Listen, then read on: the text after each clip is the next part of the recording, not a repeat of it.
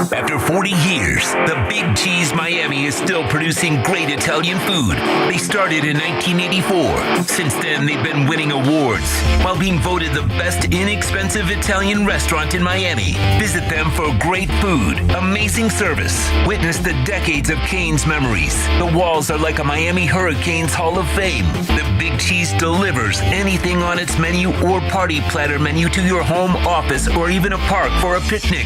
Located at 8080 Southwest 67th Avenue, Miami. Call 305-662-6855. TheBigCheeseMiami.com, where they serve large portions at family prices. There's just one place to get our lowest payment on the new 2024 Acura ZDX, $299 a month. It's the Season of Performance event at Acura of Pembroke Pines, #1 in the USA. Hi, this is Jeff Welt from Welton Rayom. Dan and I have been in business together for over 22 years. We're not your typical lawyers. When Dan's not working in the office, he's flying his stunt plane. When I'm not in the office, I'm either getting tattooed, bowling, riding a motorcycle, or going to concerts.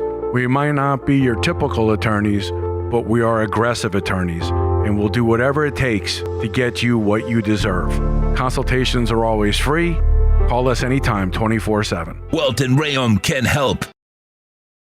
If you're looking to take your home or business to the next level, then RM Contractors and Custom Drywall can assist you. RM specializes in new residential turnkey, new commercial turnkey, home and office remodeling. Call them for free estimates. Serving all of South Florida, licensed and insured. Call Ray or Mike, 305-345-3649. You work hard to create the perfect atmosphere. You dream it, we'll build it. RM Contractors and Custom Drywall, 305-345-3649. Or Instagram at RMC Fisher Island.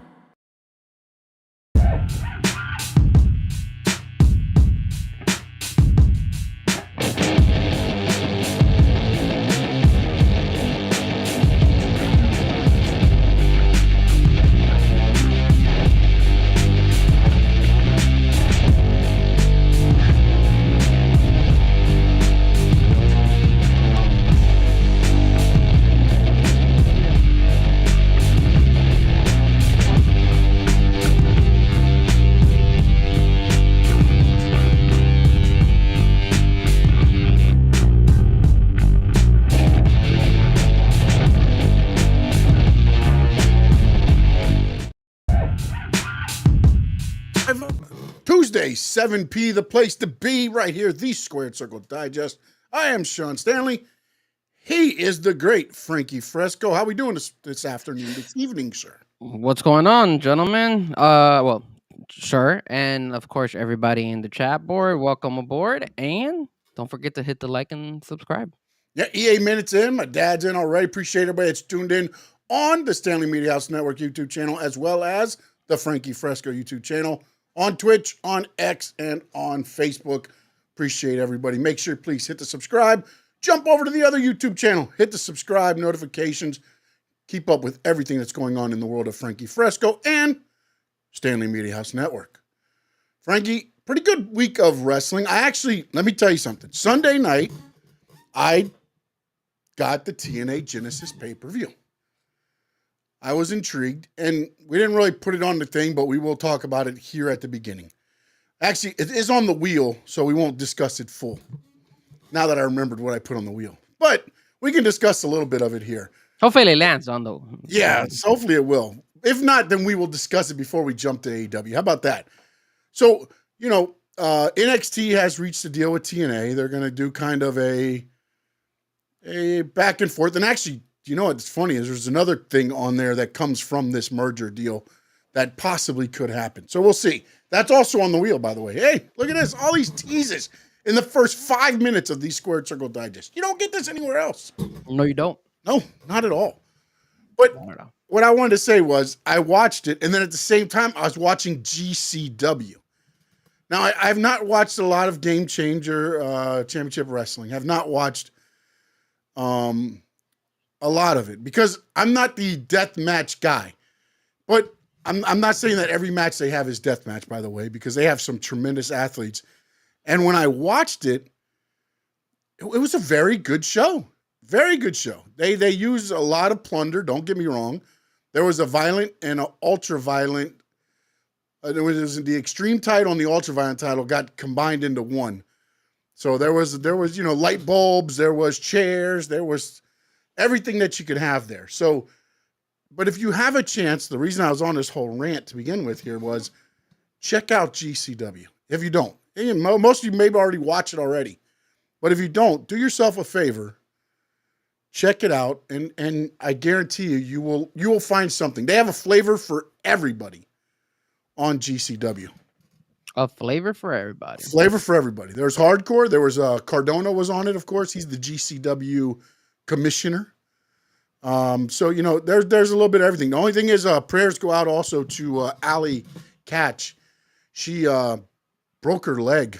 Oh Jesus! In a match, and the match was set up to be her against Effie, and the winner went on to the main event to take on Mance Warner. And about maybe 5 minutes into the match, she did a dive to the outside, and her leg got kind of caught underneath her, and it looked like it snapped her ankle. It was going the wrong way. Oh no! And they had to stop the match. And then also, because of that, it extended the pay-per-view, because in New York, you can't wrestle without an ambulance being on site. The ambulance had to, and the paramedics had to, of course, see her and then take care of her. So then they kept, going on and on with the pay-per-view, kind of trying to buy time with a promo, but it took so long for the paramedics to get there. They had to do a couple other little things, and I'm still here. No, I got you. I thought I did something, honestly, at first. That's why I kind of I'll just clean the camera. Yeah, no. So, but overall, man, it was Sunday ended up being a good night of wrestling. We got Richie TWE in, no doubt is in. What's up, guys? And yes, I believe in Joe Hendry. Joe Hendry did win the TNA heavyweight title at Genesis. You sure did. I was excited. What do you think, man? What do you think? You like it? You like that was done that way? I think the reason why he won it, I think they want to, especially since they did that collaboration now with WWE.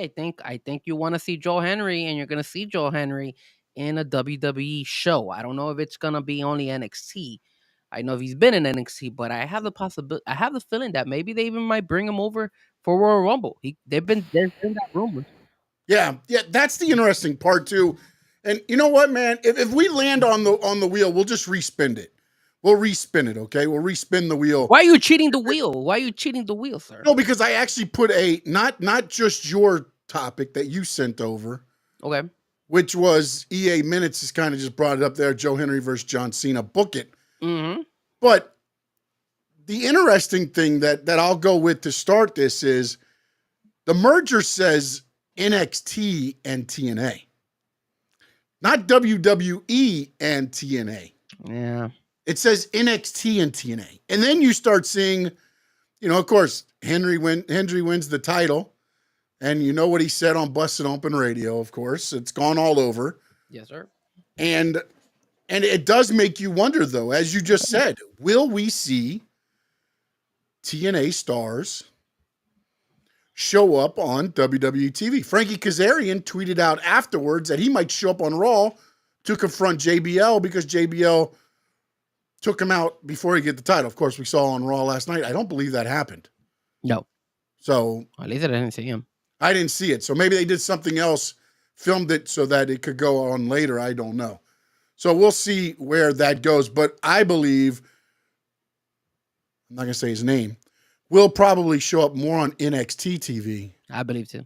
Than he will on the programming. But now that, again, Royal Rumble is always a special moment. But do you want... This is an interesting thing, because I was going to put this as a topic right now, but I held off on it a little bit, but I guess we can bring it up. They're putting, this is going to be a heavy loaded, we've talked a little bit about it last week with just like 3 names that were already in there. Can't we just talk about this during the miscellaneous portion of WWE? Why do we want to wait till then, though? Because you have particularly put on the side here I know, but I really don't want to say the a one guy's particular name that a, all a right. particular All right, order. fine. We So will do it. you're We like will do it on the miscellaneous. Fine, Frankie you're Fresco. defeating the purpose of the topics. Because I didn't know if this was going to be a like topic that was like, can we go on for? But then as it's brought up, our whole timeline right now on the thing is all NXT and WWE like dream stuff. So I don't know about all that, but okay. yeah, but hey, it is good. All right, let's get into our topics that I picked. Thank you. That Frankie did sign off on, though, by the way. I sent them all to him. I said, is there anything else you want to add? Of course, he wanted to add one. And I'm guessing you can look at this list and see which one he added. But that's neither here nor there. Probably the best topic outside of the Punk one.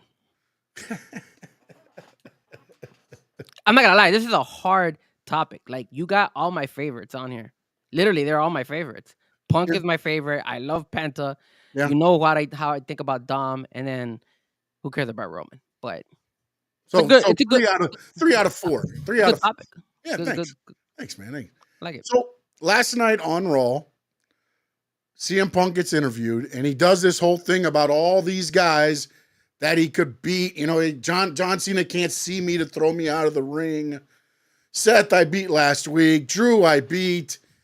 And even if Hulk Hogan gets involved, so question for you, and then I'll get into what I've read on reports. And I hope this is not happening, by the way.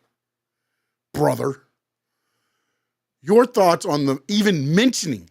Why mention them?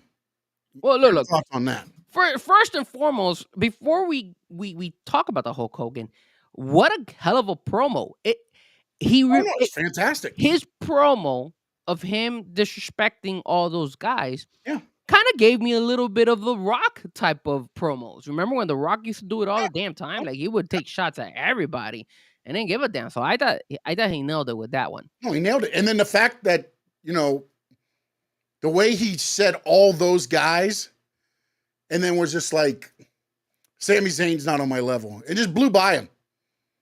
That's so good. Do you know what I'm saying? He nailed it. I like that. He nailed it, and it was beautifully done because they put it out in the people. Wait, but hold on a second. Hold on. Let me ask you something. Mm-hmm. Because this was the first time I kind of had a little bit of an issue. What's up with all these guys always coming out the crowd? Come on, man. This ain't John Moxley. This ain't AEW. You got Jey Uso coming out, and now you got CM Punk coming out. I got Jey Uso should. Yes. But I do like the fact that they brought him out. Like, I used to like the way WWE did promos way back in the back. They used to have this little stage, and Gene Okerlund would stand there, and they would come up on the stage, and they would have the interview not near the ring, not anything else. I like the fact that, again, CM Punk saying he's for the people. He did. So why not have him go out through the people and cut that specific promo? That's a good point. I like that. Now I don't want to see him coming through every week. There's no need for it. But for that promo, I think it hit, and I do agree with you. There's a lot of coming through the crowd. Now, it's okay you're coming out with Jey Uso and all that stuff because I think that intro works. But the fact that everybody starts doing it, you start, watering down Jey Uso's entrance. You are just a tad, but you know what? I was happy that they just went ahead and they didn't. He didn't go all the way down to the crowd, and then they interviewed him, so that was fine. So that's why I'm not taking a huge riff. Mm-hmm. I just want to mention it to you guys. That way, you guys can think about it and be like, okay, let's keep an eye on that for future Raws and SmackDowns to see if they keep doing that crap. Now, CM Punk. I see you, EA Minutes. You guys think CM Punk is the best in the mic at this time? I don't think he's the best in the mic, but if he continues to deliver promos like this, it's very good. I think when he makes it real, and the emotions come across, he's one of the best on the mic. Because every time he gets challenged by somebody and it starts becoming a little bit more real, like that promo last night, I believe that's CM Punk. I believe I'm better than everybody back there. You can tell that he took it to another level. I know I'm better than everybody back there. To me, that's who CM Punk is.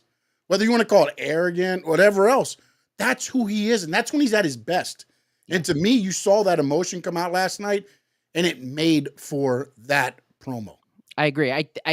It was a different type of promo than we usually get from CM Punk. Yes. Because he typically go, and even the AEW CM Punk, same thing. He's always like giving kudos, and he'll just take a shot at one person. I like the fact that he took shots at everybody and said, "Screw you guys, I'm the best." So I like that. Now him referencing Hogan, I was a little bit shocked about that. It got a pop.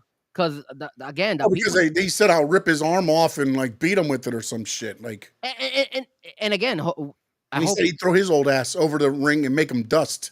Now wait, hold on a second. Now that you say that, Hogan, is he on the wheel today as well? Did he make did that topic make it to the wheel? Whatever you sent me all made the wheel. So okay, yes. So hopefully we get the Hogan topic. There is a Hogan topic on the wheel. There is. So Hogan is also still always in the news. But you know something? I don't know. I didn't read too much into it. I haven't looked into it.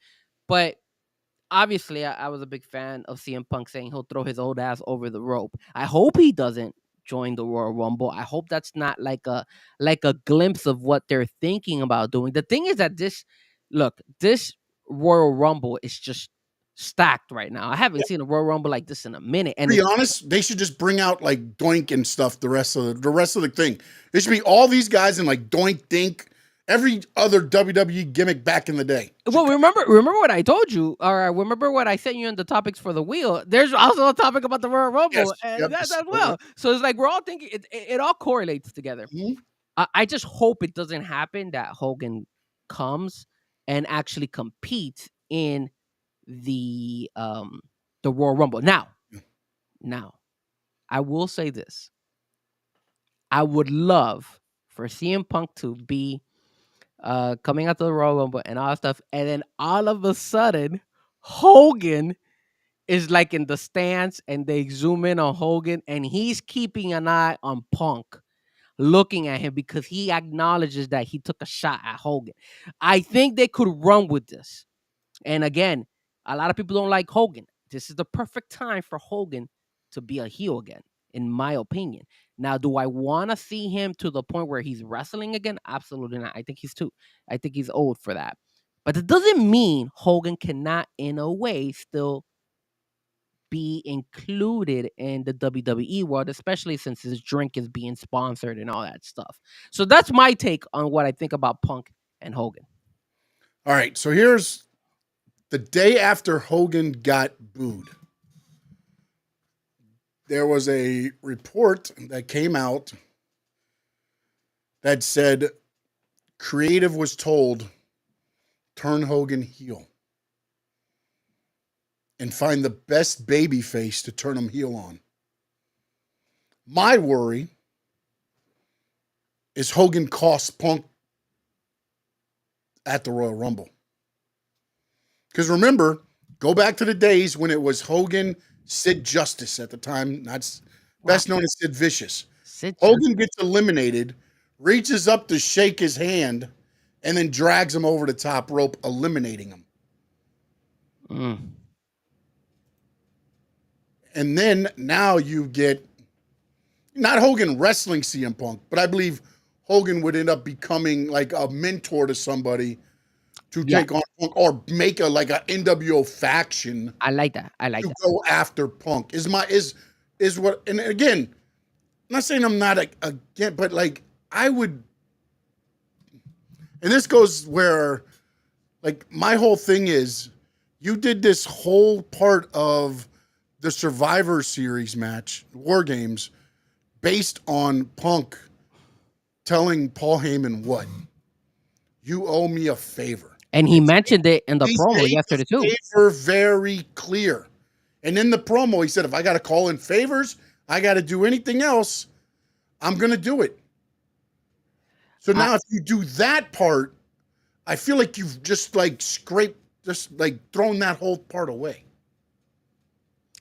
Could you come back to it? Yes. But then why even mention it then if you're just going to go away from it and it means nothing leading up to this WrestleMania? I mean, that's true. Now, and I will say this, just like No Doubt, I wouldn't mind seeing somebody throw Hogan through the table. That'd be pretty cool. No, I don't care if he can take the bump or not. Put him through the table. That's so messed up. No, he needs to be able to take the bump. I don't want no blunders like Kofi and Rey Mysterio on Monday night. I don't want to see that. But I will mention this. I like the idea. But they're gonna have to run with it. Like, I don't want to see like, hey, they do this for like a split second and then they run away from it and they don't continue it. If you're gonna do it, like what you said, keep it a storyline, especially since he's trying to get involved again in WWE. And right now, man, he could be one of the biggest heels because nobody likes Hogan, man. It's crazy how they don't like him, but that's a plus. Yes, but the reason most people don't like him is a negative. I like him. I don't care what he says. I could care less. Whatever. It's Hogan. He's gonna say what he's gonna say. I like him because people are booing him, so I like him. I guess. I mean, do I agree with his takes? Absolutely not. But again, I think it's cool that they're look, man. They do it all the time. Everything in wrestling that happens in real life, they find a way to put it into the show. So yeah, no, they do, but also a lot of times you'll see people, apologize for what they've said and work to make it better or whatever, and that part of Hogan hasn't happened. But look, it could lead to that though. It could eventually lead to that because you know that if Punk is out there, he's gonna throw that out there for him. He's gonna mention it to him, and you're gonna get a reaction from the crowd. Why put? I mean, look, man. There's still a lot of the guys that were there when the incident happened. That, to me, my understanding was they felt they needed an apology, not a be careful, guys. Cameras are everywhere. Like, okay, but are you going to say what you did wrong? Are you going to take accountability? No, none. You know what I'm saying? Like, that's where the part of that kind of, however you want to look at it, you know what I'm saying? And I get, everybody's like, oh, it's because he's a Trumpster. No, it's not. It's not. It has nothing to do with that. But Sean, look, remember the whole, we've had topics of when certain wrestlers have passed away. And I've always mentioned to you, hey, I think you should stay away from it, right? Like, I think we had one, I don't remember, I don't know if it was with the Bray Wyatt situation or if it was with, I don't remember which one. And maybe it could have been with wrestler in AEW. I don't remember. But I said, I don't think they should reference it or they should bring it back. I think you should, you as a wrestler, you need to be able to, I think it was Briscoe. I think it might have been the Briscoes. One of the two. But I always say, hey, you as the wrestler make that decision if you want to bring that, whatever happened to you in real life, into the ring. And certain topics are sensitive, like a death of a family member or something like that, but they've gone that far. They've gone that extreme. He also made speaking on the Briscoes, he made Jay part of his entrance. He did. I saw that. Jay's the first one that walks out, then he walks out. Yeah. Entrance, you know what I'm saying? So those things like that, and I get it. There's things that happen and there's issues, but like, I don't know, man. And again, when I look at it, I go, okay, he makes an NWO style faction. Who are the members? I don't think he needs to do a faction with NWO. Well, it's got to be somebody. I mean, it can't. But I think he needs to manage somebody, like somebody that he would bring and be like, okay, I brought this person just to defeat Punk.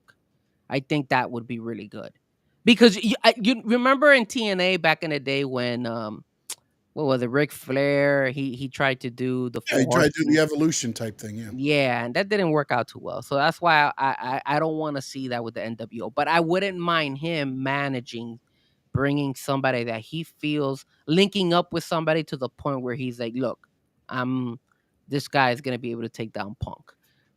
I think that would be a good way for Hollywood Hogan, but for Hogan to make kind of his, especially if he wants to get involved and if WWE wants to involve him. It has to be mutual, and it looks like it's going to be mutual right now because they've already agreed on the deal with him with the beer. So yeah, so he wants to be in it, and it's part of the Netflix deal. So it's Hogan, it's Netflix, it's WWE. I mean, it's like the official beer of WWE on Netflix or something. Like they've got a thing at every arena they go to that's got real American beer or whatever it's called there as like a VIP type thing experience. So, but we'll see. But I was just hoping, again, that You want to see an apology from Hogan. That's what you want.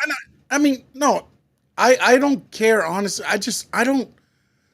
Here's my thing, man. It's time for the guys that are doing it to just reap their benefit, give the flowers to the guys. What does Hogan being involved in with anybody right now at this moment, how does that benefit any of the performers? I don't think they're bringing him to benefit the performers. I think they're bringing him is because, and now this is just me thinking outside the box, I think they have too many live events going on that they're trying to make each live event so big that now they need to find right now. That's why. So now like till June, it's Raw, SmackDown. That's it. There's no live events. I understand that, There's but haven't Saturday night's main events? Those shows like that are going to. Those are big. They're making them big. And the pay-per-views, yeah. And you're looking at Raw, and they're trying to make Raw big continuously. At least I've get that vibe that they're trying to make Raw look like way better than SmackDown. Like right now, Raw is better than SmackDown in my opinion. Yeah, because they get more money from it. But then Netflix gives them more. I mean, hell, they had a hard out on Smack. I get it. It's 3 hours. Don't get me wrong. I saw that. I know that. But you got a hard out. Yeah. Go into the Fresh Prince of Bel-Air, which has already been shown on Peacock. So like you're not going out hard to go to a live event or something. Like that just doesn't. I mean, it almost feels to me like USA said they wanted to have Raw and SmackDown, and they got more money from Netflix, and now they're going to be like, okay, well, you're stuck with us with USA for SmackDown, and now we're going to take it out on you. But again, like I was telling you, you got WrestleMania for 2 days, you got SummerSlam eventually for 2 days, you got Royal Rumble for 2 days, so they need to come up with storylines that could hold 2 days. Yeah, but I think that's why they're gonna rely on that at least for now. Hogan on a scooter, have him sit there and wave. You don't need to be involved in angles, is what I'm trying to say. Like, I'm okay. Bring him out, do his wave, let him get booed, let him get cheered, let him do whatever. But to involve him in angles, to me, seems, I hate to say this, but almost seems like a desperate ploy that they felt they needed to have his real American beer. Although I think that's Stone Cold IPA right there. I think I would have rather you done that and brought Stone Cold in as much as you're bringing Hogan in. I think the thing is that you know how WWE is. They go with the flavor that's happening right now. And just like what happened when Cody and The Rock and Roman, where everybody turned on The Rock and you had the Cody crybabies and all that stuff. They ran with it. And the moment that they saw Hogan get booed on that Monday night, they realized, hey, there's just something here, and I think they want to run with it and see where they could get with it. Would it last? Who knows? Would it work? I think it will. The question is, are they going to go that extreme that they want to bring Hogan to wrestle, which I hope that's not the case. But here's the other question. Do you put Hogan with Punk? Wrestling-wise, no. No, definitely not wrestling-wise. But I mean, even in general, like to me, Punk is the one loose wire in that locker room that would put Hogan in a position he might not want to be in the middle of the ring with a live mic. I think that's the right thing. I think that then if that's the case, yes, you do want to put Punk because people don't like Hogan so much that you want to see that actually happen. So yeah, that would be the right. True. That would be the right thing. I guess, yeah. I mean, but it just seems like it's going to be like, damn. Oh, so Sammy says, believe it or not, Hogan still sells. Just in 2024, Hulk Hogan had 21 WWE. What does that say? Mattel the figures probably.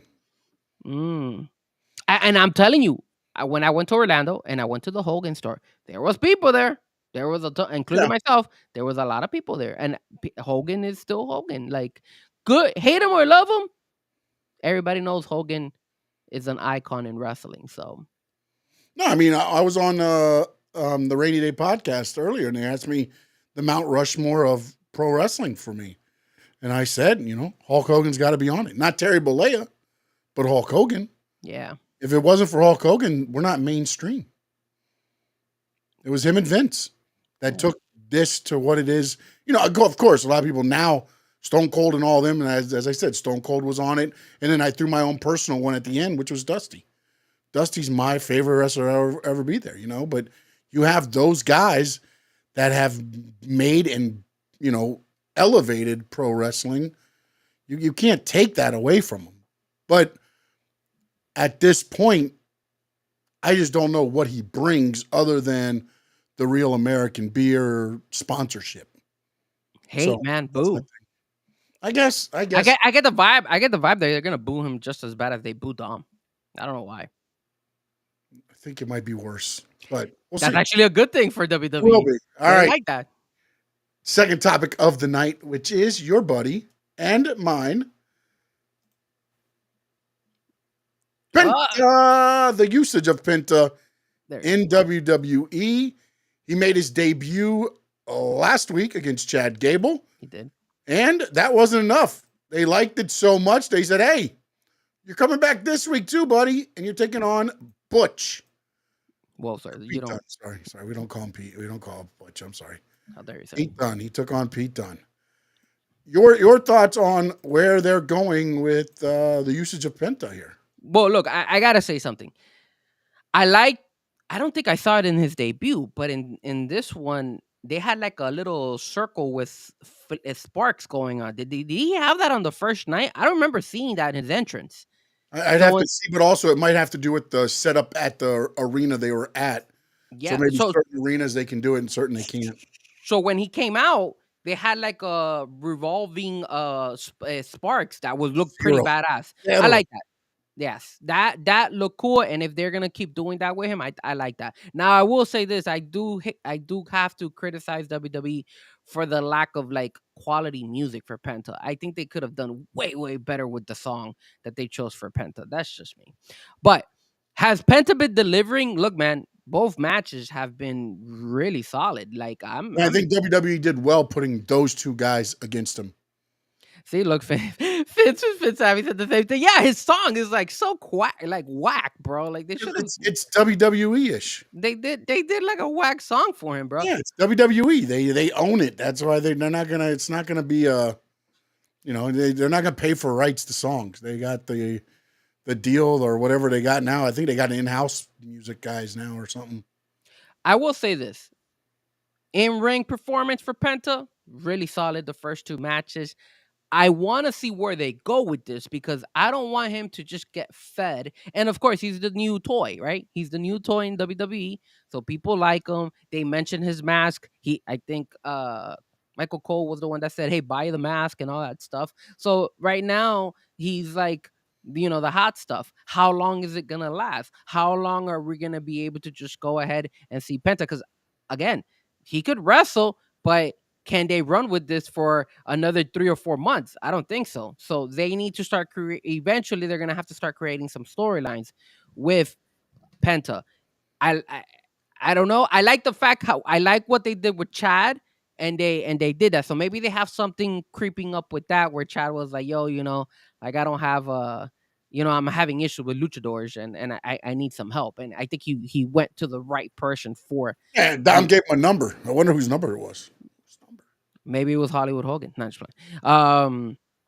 But that's interesting. See, now see that those are the little tidbits that I like from WWE. I like all that, man. Those things are creative. Keep it going, and the fact that they built this up too, because Gable even said, "I've lost the Mysterio. I can't fight the luchadors. I need to learn." And at least it puts some more stuff into it. And I like it. Look, I like the uses of Penta. Here's my problem with what WWE used to do. And this is where I think with Triple H, maybe they get it better. It used to be you get one flippy guy, one luchador. It was Rey Mysterio. And then they kept trying to find a replacement for Rey Mysterio. It was Sin Cara. No. We bring this guy, Bob, this guy, Andrade. No, he's too good. Let's take his mask off and make him they make him Andrade. It's all this, like we need to find the next, instead of saying, let's just bring in great talent, which Penta is, and if one of them take off, wrong with it. And then they do.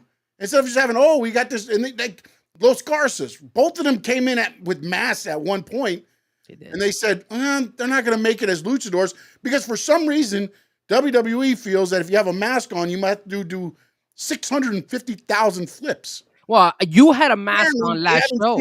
They haven't seen Juan Cena, Mr. America. Well, none of those guys did flips and they wore masks. You had a mask last weekend. I didn't see I did, and I'm not flipping. I might flip out, but I ain't going to flip. I agree with you. And that's the scary part. That's the scary part. Remember what I told you from day one? I'm afraid that they're not going to know how to use him. Again, he's the new toy right now. But I feel like with what I'm seeing so far, they are, because actually, if you watched a little bit of what he did more high-risk maneuvers this match than he did with Chad Gable.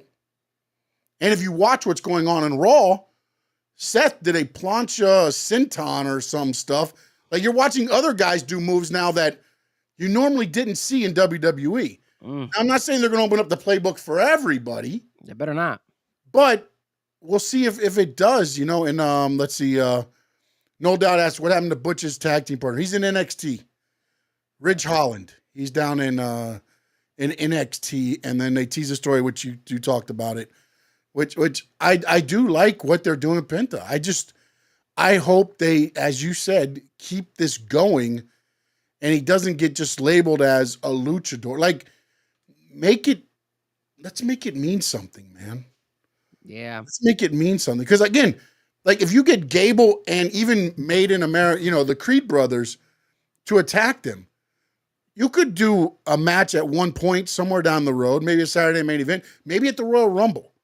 Yeah. Because I think what they're going to do is they're going to feed them people till after Royal Rumble, and then maybe he'll slide into a feud more after that. But why couldn't you do, and again, I don't know if Dragon Lee's injured or not, but Dragon Lee, Rey Mysterio, and Penta versus Gable and the Creeds. That's not a bad idea. But do you wanna put all them together? Do you? I would like to see it one time. I'm not saying every night. I'm not saying Penta joins LWO or anything like that. You better I'm not. saying one-time match.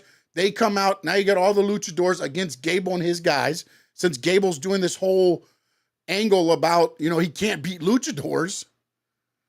You know, again, but then again, I don't know who the number was to. Yeah. Because what if the number was to one person and now he comes and he helps Chad Gable, and then what we end up getting is down the line whenever, because I think they said it's May is when Phoenix's contract is up. Do you think that they might bring Ray Phoenix, and Ray Phoenix is the guy who taught Chad Gable how to beat? Well, I don't know if that, but my thinking was actually the other way around. Chad Gable and whoever is on the letter is getting the better of Penta, and Penta brings his brother in. The question is, who can it be? Well, that's what I'm saying. I don't know who the hell it could be, because when I look at it, I go, okay. You know who it is? I know who it is. Go ahead, say it. It's Io Sky. You think so? Io Sky. Did you guys see that? I don't know if you guys know this, but I'm saying that because Io Sky actually had a match with Penta. Yes. And actually, everybody in that group, what Damage Control has fought Penta. Really? I didn't know all that. I thought it was only Io Sky who fought. I had a thing where there's a picture of Penta and it's like the whole Damage Control behind him. Oh, he's a lucky guy. He's a lucky guy. I would fight Dakota Kai every night. How about that? I bet you would. Nah, I love my girl. Would you let her win? She could take victories all day. Every title, huh? Every title. She's gonna beat me every single time. Pause. No, but there'd be no belt that she wouldn't win from you, huh? No. She could handle me easily in the ring. I was so mad. I know it's a little bit off the topic. I was so mad that they had Io Sky pin the girl instead of. I was like, you couldn't even give Dakota a win in the. I know they gave it to Io Sky out of all. Like, come on, man. Dakota I'm starting to become a fan. I'm starting to jump on that bandwagon. Whoa! Finn Sammy pulling it out of person there. Aleister Black. And they could. Did they ever have a feud in AEW? I don't remember. That's the only way I could kind of look and see how they correlate it, because you have to see who he has had. Yeah, feud with. Didn't Lucha Brothers and House of Black have a little bit of a run? I think so. I think they think did for so. the tag team That titles. would be very good. That would be. Penta didn't change his gloves when he holds them together. They say Lucha Brothers on the bottom still. Yeah. So, I mean, which it's another worst kept secret in wrestling. Everybody knows once Phoenix gets out of that deal, he's jumping over to WWE. Same with Aleister Black. I mean, Malachi Black, whatever you want to call him. We'll see, but If you bring if Aleister Black or Malachi Black come back, would you keep him as Aleister Black or would you bring him back as Malachi Black? I actually like the name Malachi Black better than Aleister Black. That's just me. I know it's like very minimal, but but I think the Aleister works better for remember they used to have him raise up on that board with the candles. Yes. And do all that. If you bring him back like what AEW had him as, I think the Malachi works better, the darkness and all that. But I think the Malachi works better, or Aleister works better, like Vampire Rising Up. I don't know. This to me, depending on how they want to do it, I think the darker is Malachi. And then, that way it's Aleister to me. That's and again, you could very minimal, but again, I think he'll go back to Aleister Black just because WWE owns Aleister Black. Yeah. They don't want to promote anything from AEW, so they'll definitely change him. Oh, what I wonder though is, do they call him Aleister Black or do they do it something else since he was Malachi Black over there? I mean, possibly. I mean, they didn't change Jade Cargill and they didn't change Penta, so yeah. But Cargill was his, but they did Penta's Penta regardless. I mean, those guys. It's like Rey Mysterio. You can't change. No. By the time they make the names for themselves, you're not changing that up. So, again, it's just interesting to know somebody that went from one to the other now back. He'll be the first one to do that, right? Or no? I don't think so. Well, I mean, technically, I guess Cody would be the first that went back there. But during the realm of AEW, WWE, I think Aleister Black's the first to go there and then back. Because Cody did the independents and then they started AEW and then he went back. Jade went from there. Yeah, I think so. Yeah, and I'm thinking of the NXT. So you're right. They did do the. Oh no, Sean Spears. Wouldn't Sean Spears be? Yeah, Sean Spears. Right. Sean Spears. Yes. Sean Spears would be one. Yeah. Yeah. So. But he went back more for coaching than actually in ring. Yeah, I've noticed. They used him in ring to work with some of the guys, but he's more there. Yeah, you're right. They did change the Mysterio, the I to the Y. Yeah. Yeah. They do little things like that. You're right. You're right. Good catch on that one. You're right. All right, let's go to our next topic. It is the greatest topic of the night. It is. As brought up by the man, the one, the only, this guy right down here. Yes, sir. It was Frankie Fresco, Dom, leader of the Judgment Day. JD means Judgment Day. Sorry, they don't give me enough room on my sheet to put everything. But should Dom Mysterio become the leader of Judgment Day? Now, I will say this. So the reason I brought this topic up is because obviously Finn Balor's hurt, right? And if you saw, JD McDonough said, hey, I want a shot at the titles. And Dom Mysterio was the first one to jump in and be like, hey, man, we could do this together. And if you look at that, you look at Carlitos. Carlitos didn't do anything. Carlitos agreed with it. Carlitos could have raised his hand and say, hey, I want to be part of it. Bringing unification to the Judgment Day. Correct. Dom Mysterio. He is maybe taking the realm. And then here's the other issue. He already has Liv Morgan. Liv Morgan is like teasing him with like, hey, I don't like you, but I still do, and stuff like that. Raquel Pennington is just there. So I don't know, for a strange moment right there, I just felt like we're gonna start seeing the shift in the Judgment Day where maybe Dom Mysterio is gonna be the leader now, the Judgment Day. Now, and he's making decisions too. He's giving numbers to Chad Gable. He's working affiliations. I mean, and here's the thing. It's a perfect moves, baby. Boss moves. It's a perfect segue for when Finn Balor comes back.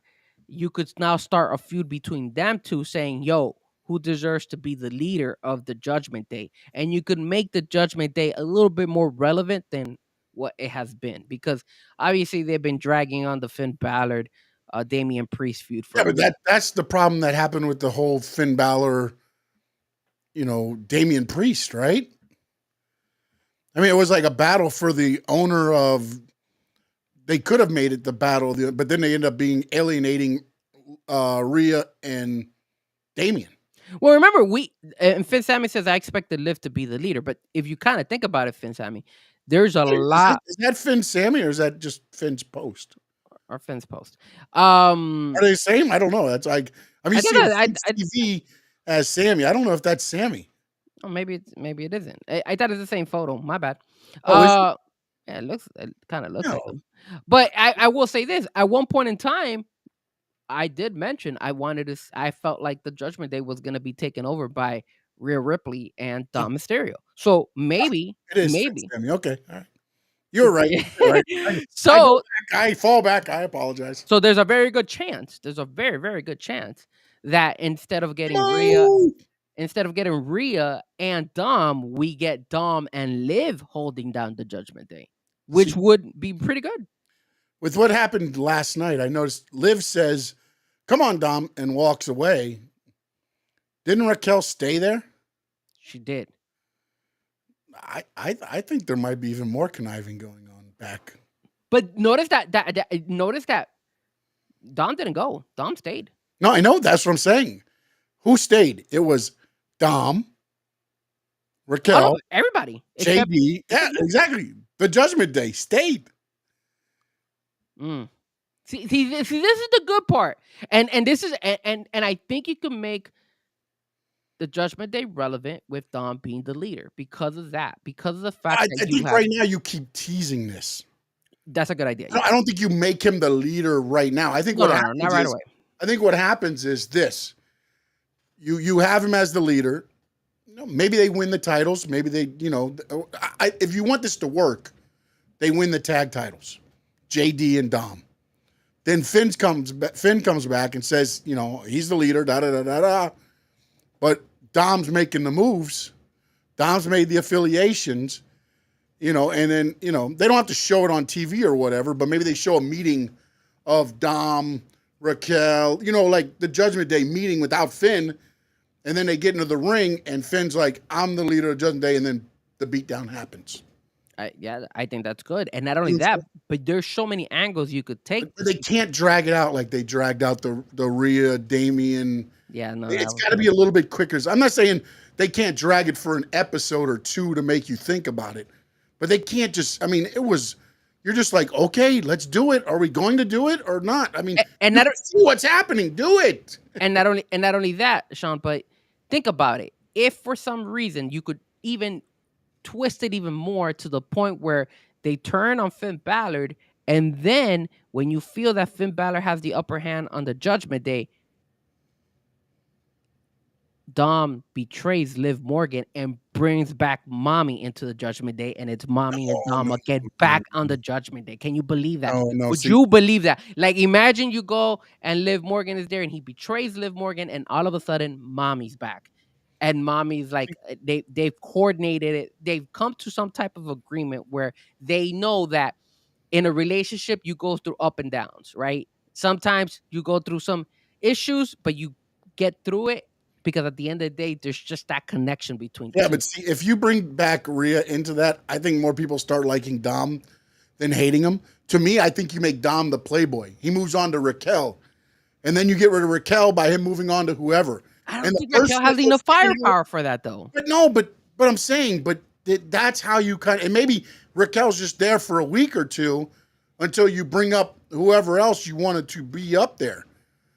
But you make Dom the playboy as the boss. I go through women. You know what I'm saying? Like, that would be even more, because now it's like, you got Rhea, you got Liv, and then ultimately at some point, it all backfires on him. At some point it all, blows up in his face, but you could run with it for a little bit. I think you could, man. I think you could. I think if you could make him the playboy boss. Like, I'm the boss. Everybody's going to listen to me. Yeah, just change his character back to like the pimp. Remember the Godfather? Yeah. When he used to bring all the other hoes, I guess you would call them. Whole train, man. It was the whole train. It was the whole train, bro. Man, come on. I remember that. That was classic right there. That was classic right there. But Yep. But it's a good idea. I like the fact that you're right. They should tease it, continue teasing it. Yeah. Now, it also gives Finn Balor time to if he needs to recover Yeah, or whatever whatnot. the healing is, or if it's just a storyline injury or whatever else, because you don't take that move and then show up the next. Yeah, I like the fact that they didn't show up the next week. You know what I'm saying? Like that to me, that's smart. It's more of the storyline gimmick there.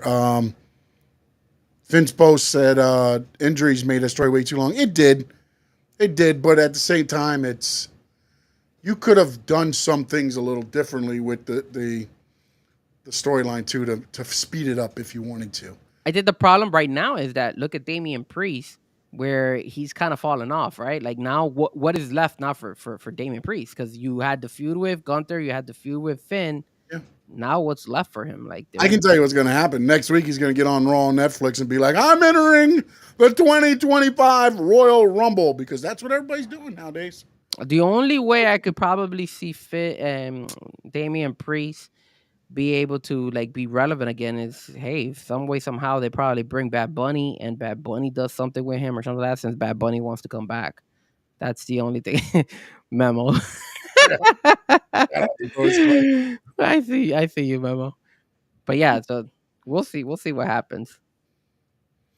All right, next question for you, Mr. Frankie Fresco, is where's Roman? I think he took like a vacation, like what he typically does. Doesn't he like decide where he wants to like come back and wrestle? Like he disappears for a couple of weeks and then he comes back. He's like, I'll be back. This is normal. We get this from Roman all the time, Sean. He's just going to go to Pensacola and hang out? Well, he can't go to Pensacola right now because it's snowing out there. Shout out to everybody in the Florida Panhandle. I saw that there's snow over there. So be careful out there, guys. Hey, you broke the news on the Big O show earlier. Yeah, my sister's been sending me messages, and bro, like I told her, I was like, look, since there's a lot of snow in Pensacola right now, and there's snow all over the Panhandle, like you need to do some things to your car. So like, like if the snow because they have like about 6 feet of snow right now. That never freaking happens in Florida. Yeah, 6 feet? Yeah, so I told them, I was like, you need to if the snow is covering your exhaust pipe, you need to move that out of the way, because if you don't move it out of the way, it could damage your car. And then I also said, hey, be careful with how much snow accumulates on your vehicle, because it could concave your roof. So you gotta start taking some of that snow off the top of your roof and stuff like that. And I said, don't even think about driving, bro, because they don't have any salt over there. So yeah, they're not prepared for that, man. Hell no, they're not. It reminded. Maybe if it was like, a minimal. Yeah. Inches, homie. I don't know if it's inches. Well, yeah, you're right. 6 inches probably. Yeah, you're right. You're not 6 feet. You're right. You're right. I was like, I'm 6 foot. That's the hell. Because that's a lot of snow. You're absolutely right. John Cena eliminates Roman Reigns to win the Royal Rumble. I'm calling it. No. If John Cena wins the Royal Rumble, I might have to rethink a lot of my wrestling. I agree. I think. But honestly, though, too, the way that he set it up when he came back on Netflix, it does make me feel like he's going to win it. Because the only way I get a chance to win my 17th heavyweight title is by winning the Royal Rumble. No doubt. Just letting you know, they're supposed to be getting another like 6 inches of snow between tonight and tomorrow. And it says that their snow is not going to stop snowing until Friday. So they're in some big issues over there, but whatever. Anyways, it's going to be cold till Friday. Well, we're getting snow. We're getting some cold over here over the Friday too. I think we're going to drop to like the 30s and 40s. Hey, hold on a minute, Memo. I never said I wanted that piece of shit Lesnar to win. All right? That wasn't me. That's that bald-headed mofo there, not this bald-headed guy. I don't want Lesnar back. I don't want that. How do you play a song? I say step on into the future, the present. Look, man, yeah, exactly. Like if you're gonna like, come on. If you're bringing Hollywood, if you're bringing Hogan, we don't want to see John Cena win a Royal Rumble. I'm sorry. Let's just keep it real. I'd rather see Juan Cena. You know what they might do? Hogan pulls John Cena out, and then we get Mr. America against Juan Cena in a luchador match. At the or maybe Dom gave Chad Juan Cena's Oh my number. God. Could you imagine if Juan Cena turns heel on his final year in pro wrestling? Hey man, I've always said to myself, I always liked John Cena when he was a heel. Oh, I liked John Cena when he was a heel. he hasn't been a heel in so long. Since the days of Thugonomics. I've told Memo, because Memo always tells me, Frank, you're a John Cena hater. I said, look, Word life. I loved when he was Thugonomics, when it was Word Life. Oh. I like that Cena. After that, that you can't see me crap. I hated him. I wasn't a big fan. I don't hate him, but I wasn't a big fan. But you know what? He wouldn't be living in that mansion if he That's true. would have kept on with the thug life, because ain't nobody buying a chain with a lock on it. No, he had to cater to the kids. He Yeah. had to cater to Hustle, loyalty, and respect, baby. He sure did. But what do you think about Roman? Where is he, bro? Talk to us. Where This is is the whole thing that's funny, man. You had him and Solo, the first match on Netflix, Raw on Netflix, for the tribal chief. Roman wins it, and he hasn't been nowhere to be found in 2 weeks. Not on SmackDown, not even just showing up. Paul Heyman's been the talker for him. Like, I don't get what. We're 2 weeks away from Royal Rumble, right? Yeah. You're exactly, you got Saturday night's main events coming up. Like you're just nowhere to be found. Like, not even when he won it the first time, right? It was the acknowledgement of the tribal chief. Mm-hmm. We haven't gotten that. Well, we didn't. I mean, Not the ceremony this time. Because think about it. This is where it gets a little bit interesting to me. If he does that ceremony, okay? Mm-hmm. Jimmy Uso said he's moved on. Right? Sami Zayn, obviously, with some of the stuff going on with him, he's moved on. Jimmy Uso is still getting beat down by everybody. Yeah. So you got Jimmy and Roman there to do the acknowledgement ceremony. If you want to move Roman off of the bloodline or whatever you want to do now is the time to have somebody else be that person. Like, you had Solo come out last week on SmackDown, get booed, not say a word, walk off and leave. And then Jacob Fatu grabs the mic and he says, you can boo me, you can cheer me, but you will respect me. And I'm just getting started. Not the bloodline. He said, I'm just getting started. Then they had him come in and at the end, do all his stuff. And then Tama Tonga's the one bringing him back. The one leading him, trying to hold him back and be the voice of reasoning. So it just feels like it's so discombobulated right now. I just all you need is Roman to be there. I just feel that Solo losing to Roman was such a big blow to Solo right now. Like, it really hurt his story. I don't think so. I feel like it hurt his story. And it's gonna be a minute before people know, like, where does he go from here? Because he was sold as like kind of like the enforcer for a minute before these guys come in, and then before Jacob Fatu came in, and then all of a sudden now it's like, where does he go now? Like, he doesn't even have the respect of Roman. He doesn't have respect of his. That's his story. That's going to be his story now. But then who's going to be his feud? Who's he feuding with? He doesn't have to have one right now. The whole thing now is to see, okay, is the crowd going to start taking sympathy on him, or just boo him every time he comes out? Because again, what really set me to believing that Jacob Fatu is going to destroy Solo Sikoa at some point is the fact that he said, I'm just getting started. He didn't say we're just getting started. The bloodline's just getting started. No, he said, I'm. Meaning he's going out on his own. Yeah. And that's exactly what Solo did when Roman lost to Cody. He went out on his own and started the new bloodline. Not saying that Jacob Fatu is going to start a bloodline, but it's going along that play line. And as you said, where does that leave Solo? I think it's going to leave him in the area to where either they're going to try to see, okay, will the fans believe that if he gets beat down and beat down and beat down, that Roman might be the one to come and save him? And then he's got to bow down to the OTC, the only tribal chief, and go back that way to fight Jacob Fatu? Now, let me ask you this, because Memo's mentioned it on the chat board. He said, with that being said, you think they'll fit The Rock in WrestleMania with Roman this year or next?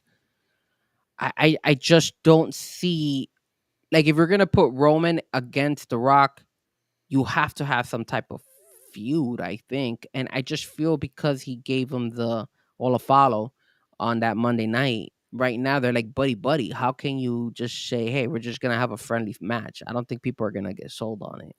So there has to be some type of betrayal. Either The Rock has to be a heel or baby, and vice versa with Roman. One of them has to be the good guy and one of them has to be the bad guy in order for it to work, in my opinion. I don't think having good guy versus good guy is gonna be that interesting, but I don't think people are gonna buy into that. I will give you my answer: the Raw and SmackDown after the Royal Rumble. Because at that point, if they don't start pushing Rock Roman kind of, even little eggs or whatever, I don't believe it's going to happen. I think you need a full 2 months to build it up to where it can be, again, not saying that they need it to be like a sellout or anything, but think about that Cody and all that happened right after Royal Rumble. That build-up to that WrestleMania was probably one of the best build-ups in a long time. Yes.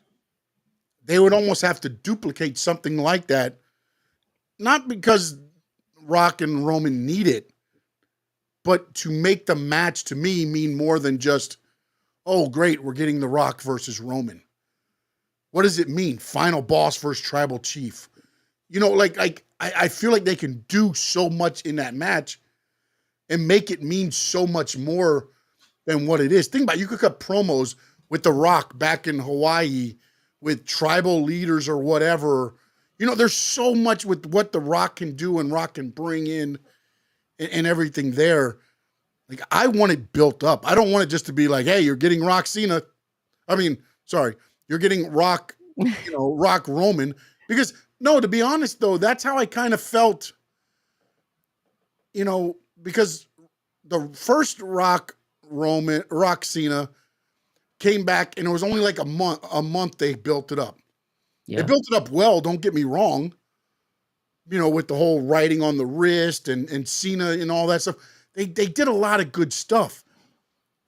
But it was more just, okay, I'm watching The Rock, and everybody thought it was Rock's last match. Yeah, they did. And then he won in the 305. Oh, yeah. And he did favors for Cena in New York the next year. But like, for me, this match to me needs more than just passing the baton and passing the legacy of to me, that's what this match should be more about. The Rock passing the legacy of, the Samoan wrestling family to the new leader to take it past 2025. Like, to me, it should be more. That's why I say go find tribal leaders, build it up. The Rock being like the final boss, and he got the title and all this stuff that he's doing. Build it up for that, to where now when he beats The Rock, he beat the final boss, not the boss of WWE, but the boss of the family, of the Samoan legacy. The problem here, Sean, about that is that if you do that, you kind of want to not have The Rock wrestler ever again then, because he's already passing the baton of the legacy of the tribal or whatever. No, but you're only passing the legacy of the tribal. You're not passing The Rock's wrestling legacy, though. You're making Roman more than just the tribal chief. But does Roman need it, though? Because he's already won more. Again, what you need, to me, you have to have more than this, than just being Roman versus Rock. I agree. That alone will sell, don't get me wrong. But me liking stories and everything else, and then you've done all this stuff with the bloodline angle. To me, the final episode of the bloodline angle should be Roman beating The Rock. I agree, but it has to be some type of like betrayal or something that entices us to tune in. Just having their names is okay, but I want more. That's what I'm saying. It's got the betrayal will be all of the stuff building up. Because if he does that with other tribal chiefs, isn't he sending a message to the tribal chief? Yeah. You know what I'm saying? In the Hollywood style, the Rock could go on a set and just cut a freaking promo and make it look like, you know, a scene from whatever. You know, like you can get that style to me, and that would be more of, because at this point right now, look, I thought The Rock was the one pulling the strings with Solo. That's why I thought, oh, everything's coming together at the Raw on Netflix. Yeah. And then we got jolly old Dwayne Johnson. Yeah. We barely got The Rock. We got this. Do you smell what The Rock is cooking? That's it. And then he goes on NXT and he says, oh, I hear everybody complaining about, oh, be nice to Cody. Now I'm nice to Cody and nobody wants that. And you know, you still didn't get anything. You really didn't get anything on NXT except, hey, thanks for tuning in. We appreciate it. You know what I'm saying? So like, then I was like, okay. And he almost got cut off too. Yeah. And then it's like, what are we doing now? And then Sammy said, I think that was the story, but they abandoned it. I don't know that they've abandoned it. I just think. Look, I know what it is. I mean, I know where they're leading up to. Because if they were just going to do Roman Rock last year, all of this part of the storyline wouldn't have been there. I know where they're going with this. I say Hulk Hogan comes out during Royal Rumble instead of like costing CM Punk the Royal Rumble, he costs Roman Reigns, and we get Hulk Hogan versus Roman Reigns at WrestleMania. Are they going to do the stare down and then look the other way? Yes, they have to. They have to. If only Hogan could wrestle. I don't think Hogan could wrestle. I would like to see Hogan versus Roman. Do you know how many people would boo the crap out of Hogan? That would be great, dude. That would be awesome. It would be the exact opposite of what happened with him and The Rock at WrestleMania when everybody started chanting for Hogan. Yeah. And booing The Rock. Yeah. Oh man, I don't know why. Again, man, people are so. I get it. I know what he said. Oh Jesus, Josh. He's throwing some comments out there. What a shot! Cena will win the title, become the 17-time champion. We'll discuss that in a little bit. But then Rock needs to retire. He's got nothing to prove. Like what is this? Baseball? Football? The Rock is wrestling, man. What are you proving? The Rock is a friggin' main attraction. Like anytime The Rock shows, people tune in. Why would you retire him? I idea Josh is one of those guys like you. Let's bring Lesnar back. Whoa. Lesnar's got a lot to prove, and that Goldberg too. They got a lot to prove. We might have to, the wheel might have a topic there that we could probably bring that up. I'm wondering how many times we have to spend to get the topics we want to get.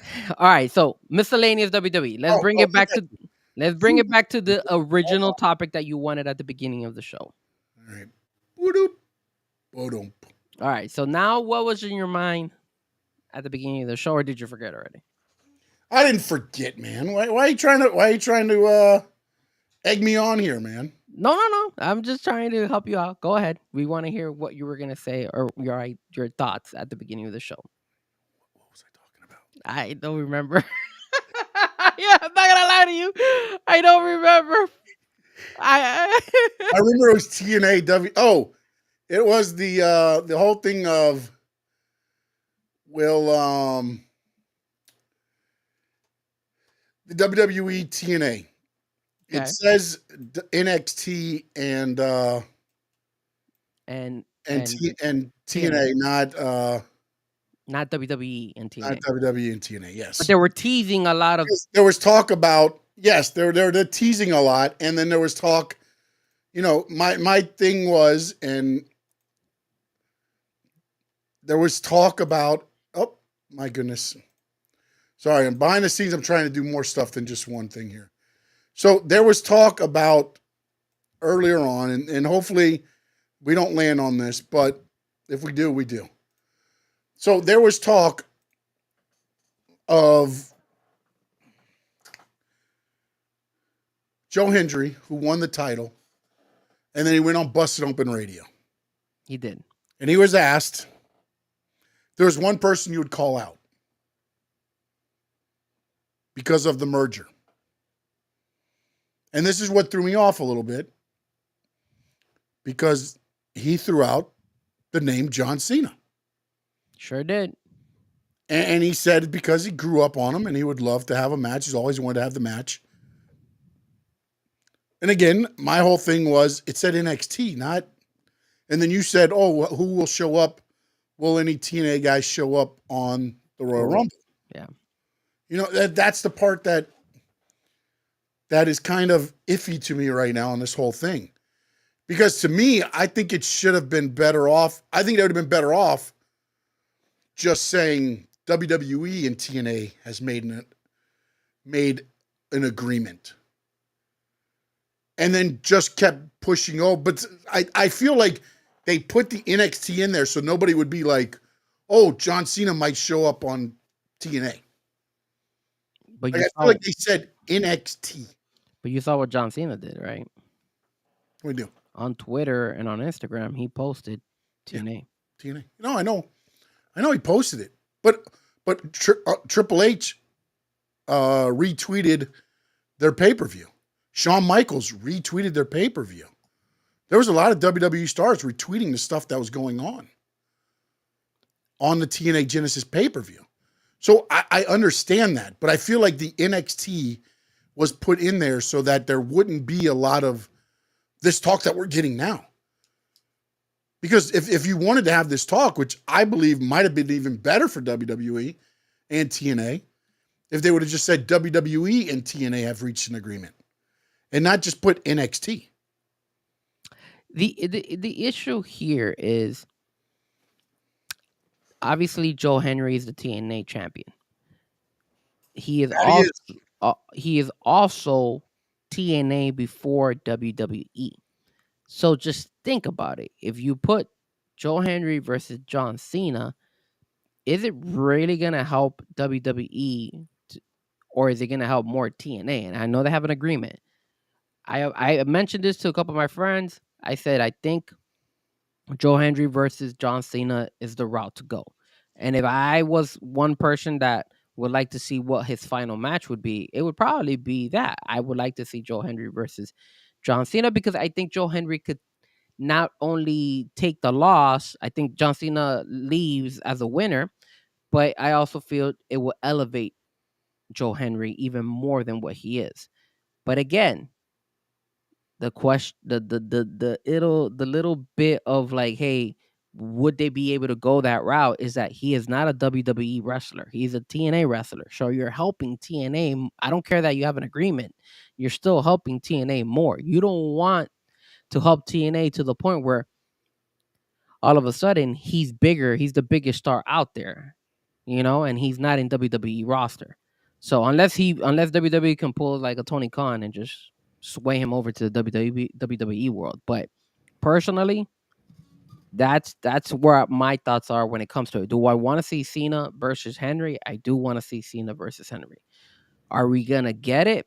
I don't know. And again, the whole thing about, hey, NXT instead of WWE, I think WWE is the type of company that they'll run with whatever they got selling. So if they see, here's the wording of the agreement. It says, this multi-year deal aims to provide unprecedented opportunities for NXT and TNA wrestlers, enhancing their exposure and experience across the brands. It says, the partnership could lead to increased ratings and better TV deals for TNA while giving NXT talent additional avenues for development outside the WWE system. That was added. I read that outside of the thing. But again, everything says NXT and TNA. It doesn't say, think about this. Jordynne Grace is done with TNA. She's going to WWE now. I wonder how TNA feels about that.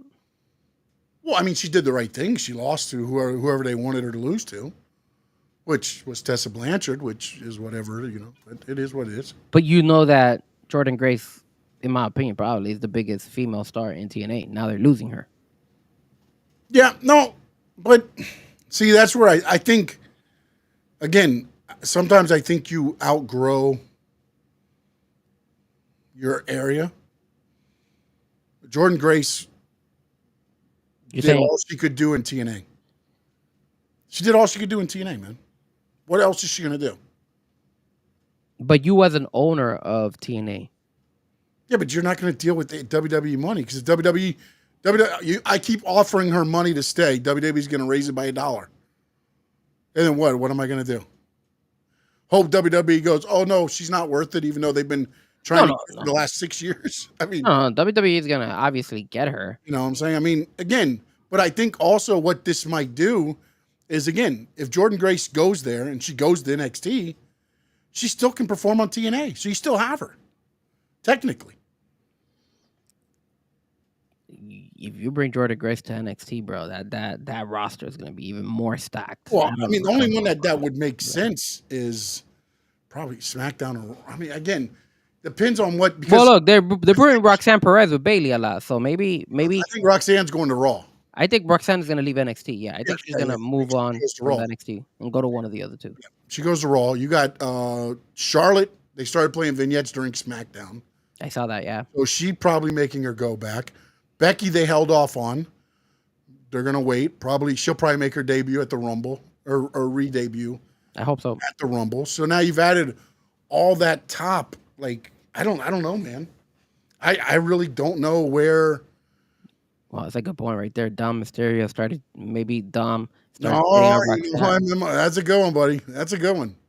That'd be like. I'm telling you, there's so many possibilities with Dom. Like it's funny. Like they could run with it. You could make him the womanizer, and as well as being the boss. And the whole thing is his whole gimmick is he's just trading out the women. Yeah, I mean, who better than a guy with a mullet and with a stash? Oh, that stash too. That stash. He actually touched the stash. It went like this and stuff while he was dying. That was pretty slick. Look, man. At the end of the day, damn, I can't believe Jordan Grace going. I hope they don't bring her to NXT. I think there's too much female talent over there. That roster is too stacked with women. Yeah, but when you bring her to SmackDown, what do you like? I mean, you'd have to do what you're doing with Penta on SmackDown with her. You have to put her against, the ones that are Natalya. Well, we haven't seen Natalya in a minute. Well, no, she's been doing the speed stuff. Oh my God, they still have that going on? I thought they were getting rid of that crap. I love that stuff. The fastest wrestling on Wednesdays, man. It's the greatest thing ever. Who's the speed champion for the guys? I believe it's who was it now? It's not Andrade Elo, right? Oh, he lost it. Yeah. I don't watch the champion now. And see that's what I was telling you, man. When you keep mentioning, hey, why they're bringing Hogan and why they're bringing all this stuff is because they got so much going on. They got speed. They got the Saturday night event. I think that's where Hogan needs to be, on speed, brother. And they got the 2 SummerSlam days, the 2 WrestleMania days, the 2 Royal Rumble days. They got so much freaking shows. They need storylines left and right. Look. You know how WWE does pay-per-views, okay? If they just put title matches as the card, they've got the card done. You've got a U.S. title, Intercontinental title for men and women. That's 4 matches. You've got Raw tag team titles, SmackDown tag team titles, ladies tag team titles, the women's championship, the men's championship. You've got 9 matches just there. And I'm not even throwing the speed titles on there. Oh, don't throw the speed titles, please. Just because they're titles doesn't mean they're going to be good matches and that they're legit. You build up feuds for each match. Because I'm already telling you this. I'm calling it right now. Chelsea Green, her title win right now seems like whack. Like it doesn't. Like I'm already noticing. I'm like, oh, I thought that was gonna elevate her, and then all of a sudden, I'm seeing like they're just. Oh, yeah. By the way, Dragon Lee is the speed champion. Wow, look at that! I didn't even know he was doing speed. No. WWE pay-per-view needs to go back to Sunday. No, man, why are you doing that to us? Why? People got to work on Monday. Dirty Dom getting around Sagna. Yeah. And Candice LeRae is the women's champion, by the way. Steven Gonzalez, what up, guys? For some reason, my stupid phone never gave me the alert that you guys were on. Shake my head. I'm pissed. It's okay, sir. You made it. Buddy, You I made it in. apologize. I'll make sure I send you an alert next time. You're in. And then Josh, why do pay-per-views need to go back to Sunday? Let me tell you something, man. I was dragging ass on Monday because I had to stay up to watch the TNA and the GCW pay-per-views. Why can't they be on Saturdays? Why? Because you got your college football? There's no college football right now. You got to go out and party? there Is that what you do, Josh? there was college football yesterday, but It was Monday, and I watched Raw. you had NFL on Saturday too. Please, buddy. Just saying. Sunday I didn't even watch the Bills game. You want to know why? I was watching TNA Genesis and GCW. I'm not gonna lie to you. I did not watch the Genesis. I did see on X, and I was keeping track. That's how I know Joe Hendry won. So I was like, yes. And when he won, I definitely posted it. I was like, yes, he won. But I wasn't watching. I'm gonna be honest with you. I was watching football games. Look at you faking stuff. I was watching the football games, and I'm a man of God. I was at church. You do that in the morning. I was up late, so I ended up going to church like 6 o'clock in the evening. Okay, all right. Oh well, Frankie.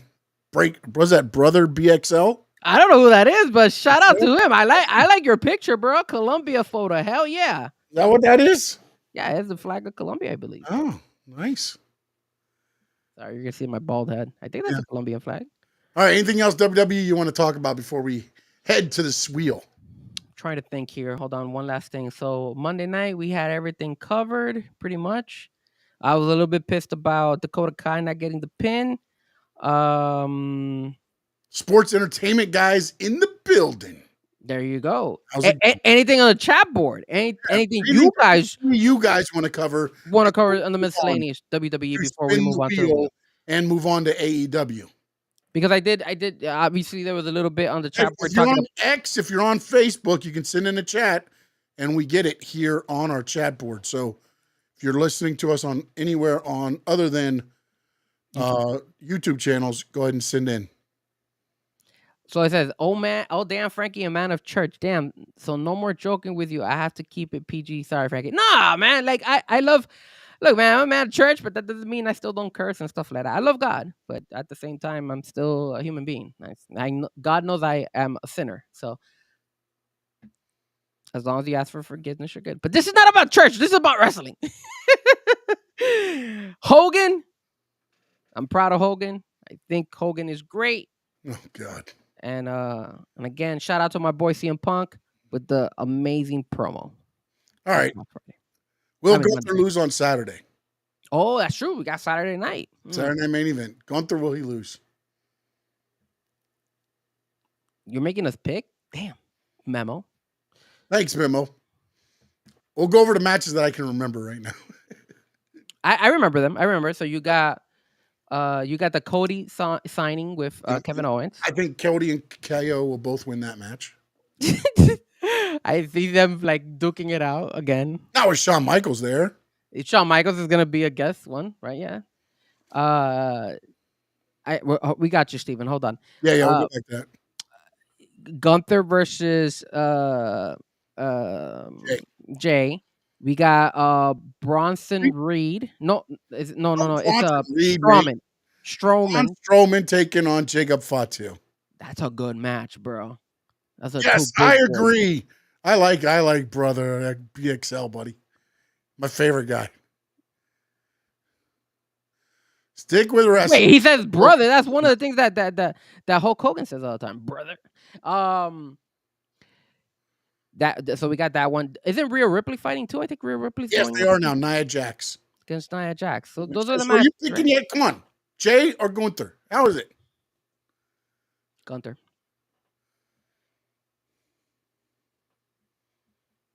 I think Gunther needs to win more than Jay, to be honest with you. What's funny is I think you're right, man.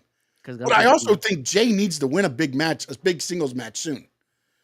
Like, he can't keep losing the IC title. Like, he had the IC title for, a week and a half? 2 weeks? Then he gets in here and he takes on and he loses to Gunther. Man, but I think you're right, man. I think Gunther has to win this. I think Gunther has kind of like he's kind of like Well, he doesn't feel that. fallen a little bit. He's not.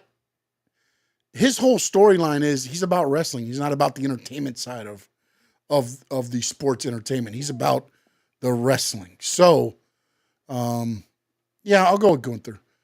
Finn's post. Yes, I will do a post show after Saturday night main event. Frankie's way too busy for Saturday shows. I can't, guys. I got a DJ on Saturday. But I'll come if you want to. At what time? At what time does it end? Sammy, me and you will go live after Saturday night's main event. I believe it ends at 10. Okay, maybe I could 8 to 10. 6:30 to 9. I might be able to come. We'll have 3 of us on the show. It'll be me, you, and Sammy. Because I finished DJing at 9:30, so I'll probably be DJing and watching it, and then I'll do it. As for the other matches, Jacob Fatu is gonna win, and I feel Rhea Ripley's gonna win. Guys, remind me if there's another match. I think I have the feeling there's one more. There's one more, and I can't think of who it is though. Damn it! Who else is fighting there? You have the signing, and I believe there's 4 matches in the signing. On Sunday, I go to church on Sunday. Saturday is Saturday night main event. Who the hell is fighting on Saturday? I'm thinking, is it LA Knight? Was LA Knight fighting? No, I don't think it's LA Knight. No, he's fighting on SmackDown against Tama Tonga. Yeah, Nia Jax versus Rhea. We got that one. We got Braun Strowman versus Jacob Fatu. We got Cody and Kevin the signing with Shawn Michaels. We got Gunther versus Jey Uso. Who else are we missing? We're missing one more. I think I have. Braun Breaker Sheamus added last night. Oh, Braun Breaker Sheamus. Oh, Braun Breaker's winning. Well, I actually only IC title is the only one Sheamus has not held. Yeah, thanks. Yeah, brother. Thanks, brother. Yeah, that's the one that Sean just mentioned. That's a tough one, man. No, man. Braun Breaker, bro. But that IC title keeps changing. Like he never keeps it that long. And I wouldn't be surprised if they do a rematch. I'm gonna go Sheamus with it, bro. Screw it. Sheamus wins. Sheamus wins the Saturday night main event, and they run it back at Royal Rumble, and and then Braun Breaker. Royal Rumble's where? Indianapolis, right? Yes, sir. The home of Pat McAfee. Yeah, I know.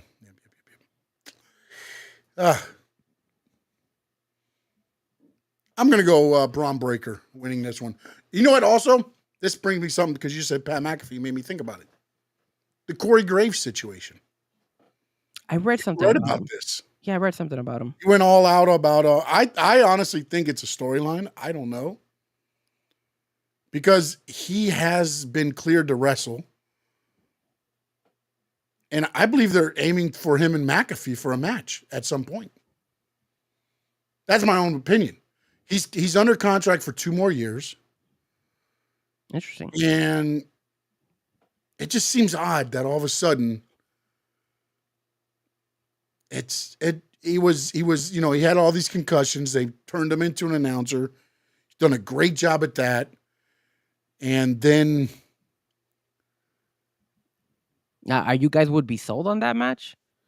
Corey Graves versus McAfee? No, but I think it'd be a good one-off, man. A good, you know, like, you know, they go back and forth a couple of weeks where Corey Graves comes, because Corey Graves said he was told he's not known big enough mainstream. So that's why he's not on Raw, on Netflix on Raw, because he's not big enough name mainstream. So to me, that makes it feel like he's picking Pat at that point. Well, they didn't even have him yesterday. They had Wade Barrett. The person that removed him really was Joe Tessitore. Joe Tessitore went to SmackDown to took over that spot. And then you're right. But I think that plays into... Oh, so they should have Joe Tessitore versus Corey Graves. Oh, my God. With Pat McAfee as a special referee. Michael Cole, special referee. Wade Barrett will interfere. We get the whole damn crew involved. Josh is saying we need to stop making Fatu powerful, or WWE needs to. That's his character. Josh, what's wrong with you today? You're drinking like something wrong today. I don't know. What you want John Cena to win the title, but you want Jacob Fatu to not have enough power? It makes no sense. But Sheamus didn't IC champion like from the past. I feel like he will be the next. Yeah. No, I think ultimately he'll get it. I just don't think he gets it tomorrow night. You mean Saturday? Saturday night, yeah. Sorry. What's tomorrow night? Wednesday? Tomorrow? Oh, is he on Dynamite? They put him on Dynamite now? Put him on Dynamite. Sorry. Yeah, Yeah, but I'm hoping, man. For me, I hope this is Wow. part of an angle and not Corey Graves upset because I feel like Corey Graves deserves because I don't think he deserved to be replaced by Joe Testore. I thought that SmackDown crew was fine. Oh, that's a good topic right there. How do you feel about the New Day? New Day sucks. I like the heel New Day, Oh, bro. I love him. I love it. I love it. And the I'm Kofi new look, like the fact that he went all like he changed everything. The way his hair is, he shaved off his, he went like, dude, you got to get into those characters, man. You've got to get in those characters. But again, New Day, I love the part that it's New Day sucks now, that it went back to what it was originally. Because if you remember, when the three of them first came in, they were the evangelical group.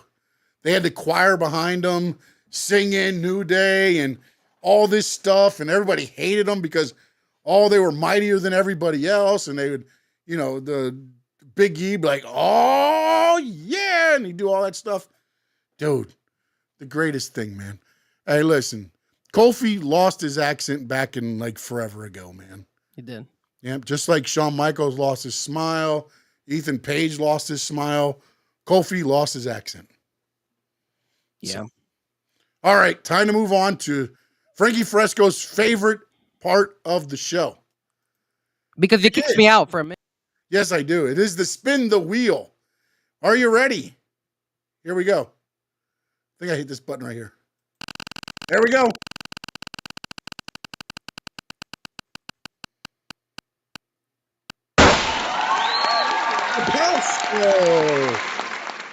Chappelle Show featuring Vince. This is all you, Frankie Fresco. You got it. Out of all of them, that one is the one that comes out? No, man. Can we spin it again? Nope. All right. So I'll tell you. Show featuring Vince.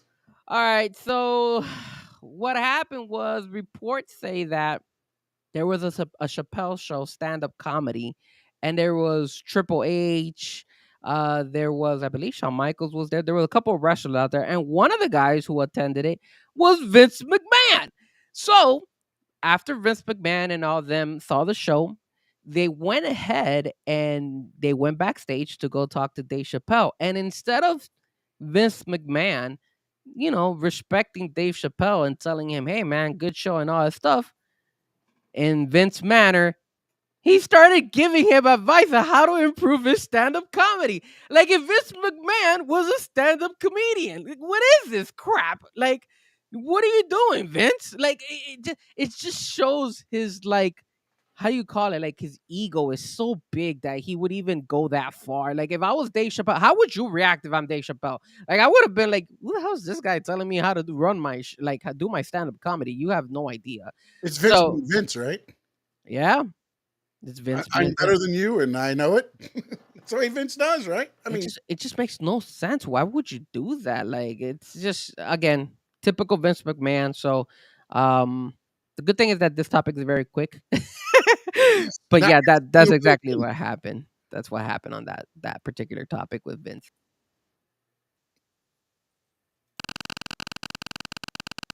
I don't know. Did you hear Frankie? All right, here we go. Oh, this is a new one. I didn't know this one. I put this one on there. Okay. You didn't send me enough. Oh, okay. So this is the idea behind this is the worst pay-per-view idea, like match idea or whatever from your time watching wrestling. So the worst pay-per-view I've ever seen, or like just pay-per-view idea. I don't know. You go first. That way I could get an idea. Well, I got a couple. Okay. The first one is it was back in the day. It was a lethal lottery. Well, actually, no. This one was they set up 3 rings. It was called Battle Bowl, I believe, is what they called it. Okay. 3 rings, 20 men, 60 men. Okay, but you had like everybody they used guys from Mexico. This is WCW back in the day, by the way. From Mexico. And then the winner of each battle royal then went on for a match. Okay. But here's the thing of it that I couldn't stand. The way they set up the rings, they had the 3 rings. You could get thrown from one ring to the other. So this match took forever. Because I honestly believe the guys took over and was like, you know what? This is so dumb. We're just going to keep throwing guys back and forth into the ring, never throwing people out. And then ultimately they threw them out and they got to the finals. But it took forever for a battle royal. Bad idea. And how many people was it? There were 60 total. 20 had started in each ring. Then it felt like they threw 19 of them into one ring. So one guy was standing by himself, and then 19 got thrown into the other ring. So then they're backfilled together. It just kept going on. It was one of the just dumbest ideas ever to me. Okay. The other idea that was dumb was, what was it? And somebody can help me out. The match when David Arquette. Oh, I remember that one. The cage on top of a cage on top. It looked like the whole thing was going to fall apart. And then Diamond Dallas Page was helping them and all that. And that to me, well, the worst idea ever to me was to have David Arquette win the title. But the second idea was for him to keep the title by winning that match. Those are some of my dumb ideas. Both of them came from WCW, by the way. Well, I'm going to follow in your footsteps because I'm trying to remember like something that stood out back in the day. Yeah, it was a Triple Cage of Horrors. I think it was Triple Cage of Horrors is what it was called. And I think one of the worst ideas that I could remember back in the day was none other than... Hold on a minute real quick. Sorry. Josh, they took the idea from the movie. Jimmy King Rules, yes. But they ran it in WCW the same way. Go ahead. Sorry. I think the worst idea that I could think of, and it comes from WCW, was I remember a pay-per-view that had it was very confusing, and they were selling it because they were in this whole, I guess, storyline, and it was NWO Sold Out.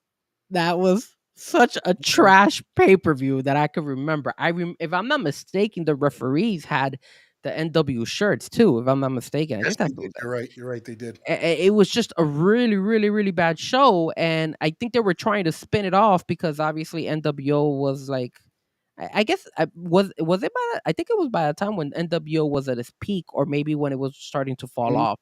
Yes. But it was just such a bad pay-per-view. It had no correlation with WCW. Like if they wanted literally to do it completely separated from WCW. And I remember I tuned into it and it was just like a train wreck of a pay-per-view. It was just really, really bad. I even stopped watching it. I think Hogan fought against the Big Show. Was it the Big Show he fought that? I think it was in that pay-per-view. I don't remember, but I know it was just really, really bad. It was not a really good pay-per-view, and it epically failed. The numbers were crap. Well, and then it really failed because I believe, if I'm not mistaken, hold on, I'm trying to look something up.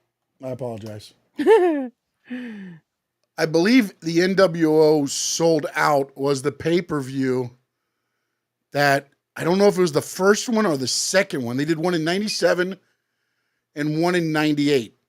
I didn't even know they did two. I remember I thought they only did one. Look at that.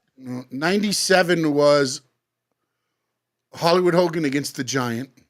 There you go. Yeah, it was the Big Show, right? Yeah, and I can't remember. One of them was Eric Bischoff challenged Vince McMahon to show up.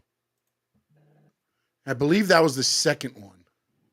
So look, I pulled it up here. For 97, the card was Chris Jericho versus Masahiro Chono.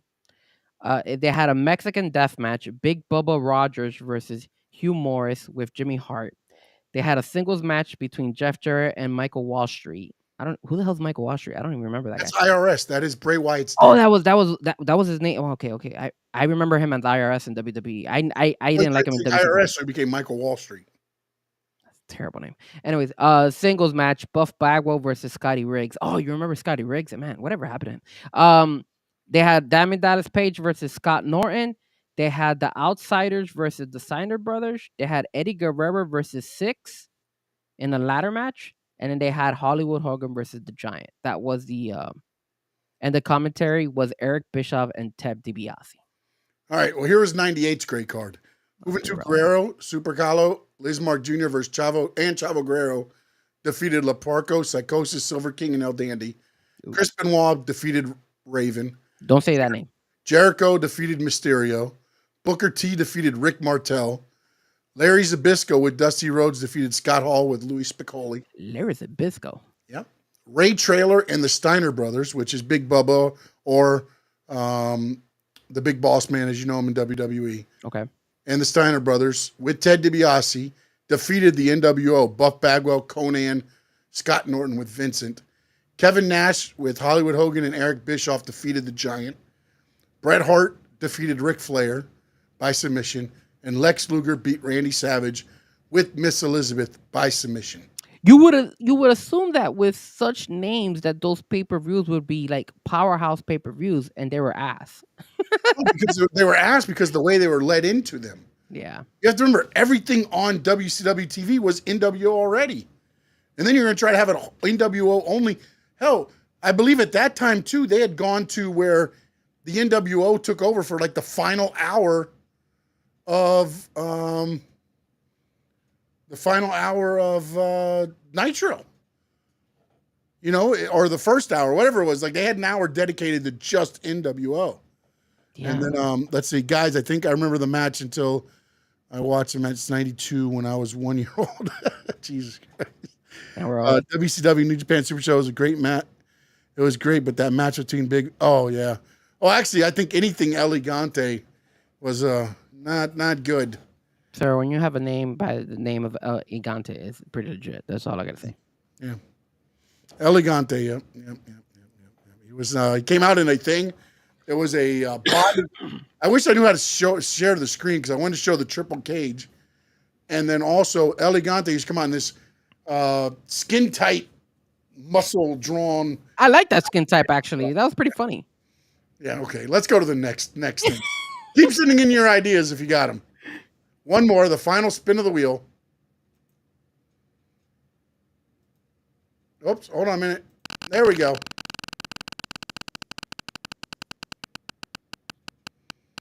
It's going to do Chappelle again. Damn it. Got it. We could talk about it again. We could talk about it. 100%. Joe Hendry versus John Cena. Will it happen? Do you want it to happen? All right, so very simple. Do I want to see it? Yes. Who do I want to win? Joe Hendry. And will it happen? I don't think so. So here's my saying. I think it could happen. And that could be John Cena's 17th heavyweight championship win.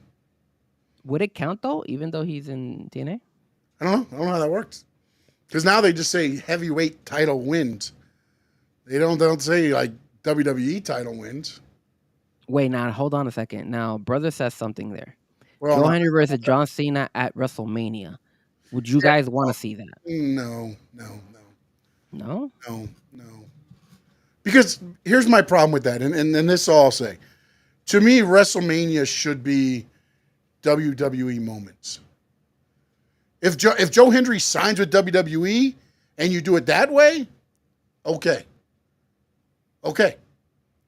But to have a TNA champion defend on a WrestleMania card, I don't buy it. Okay, so now if you say that you want to see Cena versus Hendry, would it be on a pay-per-view of TNA or a pay-per-view I think so. of WWE? Yeah, why not? Why not give TNA the rub? Because it's not WWE. Yeah, but you're putting all the eyes on them anyways. If you send Cena over there to do it, you might as well do it for them. That's not a bad idea. Remember, Cena said, I want to do things I've never done this year. He's never wrestled for another company. Damn, people are saying main event, put it on Raw. Damn, that's how if you guys feel about Netflix, I could do a Raw on Netflix, but I think it would be more for TNA if John Cena showed up to their programming. You know, you guys really think really low of John Cena if you just want to see him in a main event or on a Raw. Just saying. Has nothing to do with Joe Hendry. I'm just telling you right now. I'm just saying. I like it. I like it. I would like to see who the fans would side with. Would they side with Joe Henry? I would side with Joe Henry. I believe in Joe Henry, sir. So I would side all day. Screw John Cena, bro. The only way I would go for John Cena is if he brings that thugonomics back. Then I'll root for John Cena. Memo's not happy with you. Because Memo's a John Cena lover, bro. Like he has. Corey Graves is live at NXT tonight. I haven't been watching it. Okay, cool. I'm gonna catch the replay. I wonder maybe if they start the angle tonight. I'm hoping they do an angle. Sam, if you can let me know if they just say they're doing anything or if he's just being normal. Just let me know. I'm gonna watch it again. I gotta do the recap. There will be no Raw recap this week, by the way. So you got my Raw recap here tonight. He cannot fight just a couple times this year, and people buy that he can be a champ. It's John Cena, man. It's pro wrestling. Plus, Busted on podcast until interviews Joe Hendry when they say the question. Joe Hendry say Joe. Yeah. No. I mean, I know he wants to fight him, and I'm not saying that it does. I feel because John Cena's also said he wants to do things this year that he's never done. I mean, so why not wrestle for another promotion and lose to another fighter from another promotion? You know what I would love? He's never done that. Lose to another champion from another promotion. I would love John Cena and him to be like the promo, and somewhere in the promo, John Cena never mentions his name, and Joe Hendry goes to talk, and he says, "I didn't mention your name, so you can't appear." And then Joe Hendry be like, "Well, I can't see you." Just go back and forth with stupid stuff like that. They could do it, both of them.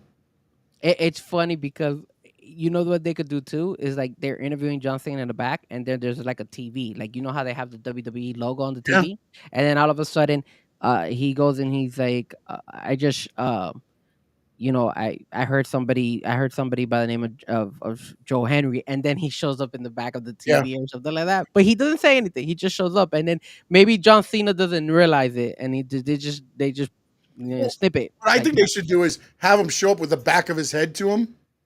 You know what I'm saying? And then do the turnaround thing. And then Cena thinks it's like, oh, this is cute, this guy here. And then he talks to Cena like it's a live feed. That would be good. That's funny. Yeah, you could carry it on. I like it. And they both have really good fan bases. And Joe Hendry said, they even asked him. They said, do you think you could go, word for word with John Cena on the mic? And he said yes. And he says, what way to test it than to actually do it?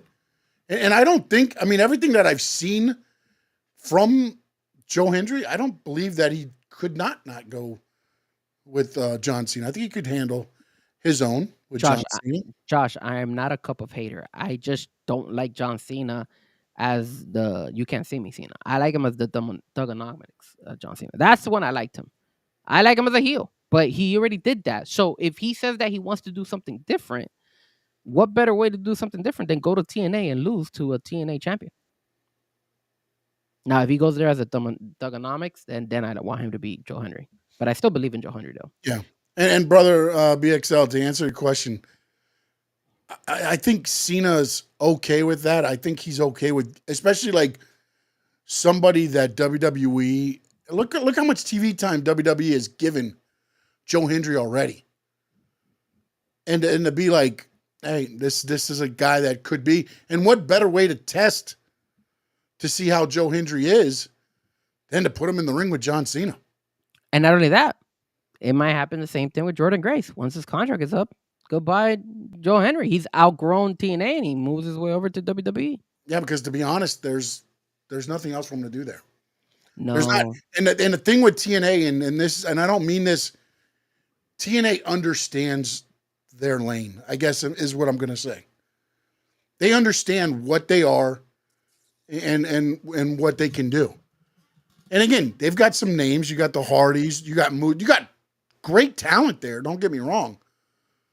But they are owned by the media company that the channel that they're on. It's like TNT owning AEW or NBC Universal owning WWE. They have that TV time because Anthem owns that channel. Anthem owns, that whole thing. So they're, they understand where they're at, and they're getting good publicity with the deal with WWE. My only issue is that TNA seems like a conformist where they're just comfortable where they're at and they don't want to eventually maybe move up to being the second biggest wrestling organization outside of the WWE. Well, I think ultimately it could grow into that. Not if you're losing all your if you start losing your stars over to the WWE world. Yeah, but think about it this way. What's to say? Okay, and again, this is the cynical side of me, and thinking the pro wrestling business behind the scenes. What do you think if TKO said, "Hey, look, this is what we're going to do. We're buying TNA. You're keeping TNA. We're buying it. We're going to make this announcement that we're just switching out talent. But ultimately, all we're going to do is build you up with our talent and our names coming over to elevate you up that list." Yeah, you can do that. But again, WWE wins. But WWE's always going to win, bro. Like, I don't understand. I know, but like, as a businessman, and you have your wrestling, I understand why they did the contract too, because they want their brand to be more exposed. Well, there's another thing. Let me go off another one, because you have another thing there called NXT, or not NXT, WWE. It was on the wheel. What is it? Evolve. Yes. Evolve. You know what Evolve is, right? Yeah, isn't it the spinoff of what it used to be called Level Up? Well, Evolve used to be a federation that WWE would send the people they were interested in to wrestle, okay, so that they could bring them up to NXT. Mm-hmm. Now they've signed all these talents to the what is it, the NIL or whatever the hell, the people, their ID, WWID program, right? Oh, that's how they call it, WWID. Yeah, WWID. That's the independent wrestlers that already have WWE contracts. Yes. Or, independent contracts that still wrestle on the thing. They must be getting like crap money. That's what the Evolve is going to be. It's going to be that talent that they're going to showcase. Yes. Now you start seeing them there. Then when they get to NXT, they already have a little bit of a following. Correct. And then now, so it's just another step. Yes. So what would mean if you took the ID and put that with the TNA? But again, you're undermining TNA. Like if I'm the businessman of TNA, I forgot about what I said at the beginning. They purchased TNA. Yeah. They say, Anthem, you guys are going to run it, and we're going to announce an agreement that we're going to switch stars. Here's the issue with that, man. Anthem has no issues, because they're going to make money off the TV deal, because it's their channel that they're running on, and they don't have to pay anybody anymore. For Anthem, it makes sense, but for like the people working there, it might hurt them, because when the company buys out another company, they usually tend to get rid of a lot of people. So a lot of people lose their jobs, because then they bring their own people to run their show. Yeah, but at the same time, they're already there. The Hardys. They retire, bro. The Fraxium is there. Like, I mean, dude, there's a lot of good talent. Half the talent there was WWE talent. Brian Myers, right? Mm-hmm. I mean, when you look at it, if you look at half that talent that's there is from WWE or NXT. There is some wrestlers that need to kind of retire. Like Rhino. I don't know why Rhino's still there. He needs to retire. That's just me. I like Rhino, but not anymore. And again, not saying anything else, but it would make sense from a standpoint to be like, this is the first start. And again, doesn't have to be mentions of anybody bought anybody. We're just working in on agreements. And you're right, they do. You'll send you our talent. They do have a lot of. The only thing though that I do have a question, and this is the only thing I don't know because I'm not smart enough for this. WWE TKO is a publicly traded company. if they were to make that purchase, would it have to be publicly announced? Yeah. That would be the only thing. I don't know how you can make sure that doesn't, how you can work it out terminology or whatever to where you buy them, but you don't buy them. You just, what I'm saying? Like, that would be my only. If it's privately owned, You don't have to say anything. if it's privately owned, then you don't have to mention it, but eventually it's gonna go out. Yeah, because shareholders need to know. Yes, but if it's public, then you do have to announce it. Yeah, but if you do it some kind of terminology, and these lawyers make tons and tons of money to where it's, you're purchasing, but you're not purchasing. I don't know what the hell that would be called, but they're pretty much running the show for Anthem using all of everybody's talent. Yeah, because my understanding too is CM Punk was backstage at TNA Genesis. Was it in Chicago? There was NXT. No, there was in Dallas, Texas. Oh, it was in Dallas. Yeah. Yeah. Right. So I mean, there were NXT, people involved in the stuff. I mean, Cora Jade came out, Fraxium came out. The night started with Ashanti the Adonis coming out and interrupting the pre-show. So there was a lot of involvement when it went that way. All right, time to get to TNA. We got about 6 minutes left in the show. You mean the AEW? Oh, I'm sorry. I was thinking of the other number 2 company. Time to get to another AEW. We got about 6 minutes left of the show. I think that'll give us enough time to breeze through. No, I'm just kidding. So tonight's going to be an overtime show, guys. Just a little bit. All right, so here we go. That wheel took too much time. That wheel took a lot of time, man. Took a lot of time. And you added the NXT. Yeah, right. Just blame it on me. Blame it on me, like it's my show or something. Jeez, it's our show, man. You bought in. You started it talking about Hogan and all that stuff. I'm a big. All right. The story that Frankie Fresco broke to me on the Big O show this morning. Britt Baker.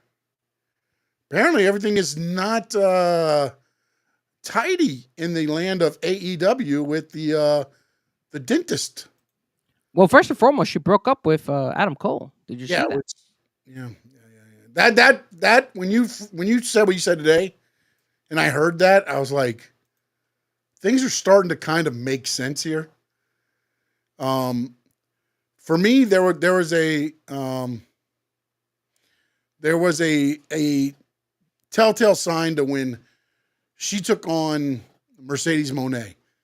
There was times in that match where I was like, this is very choppy at best.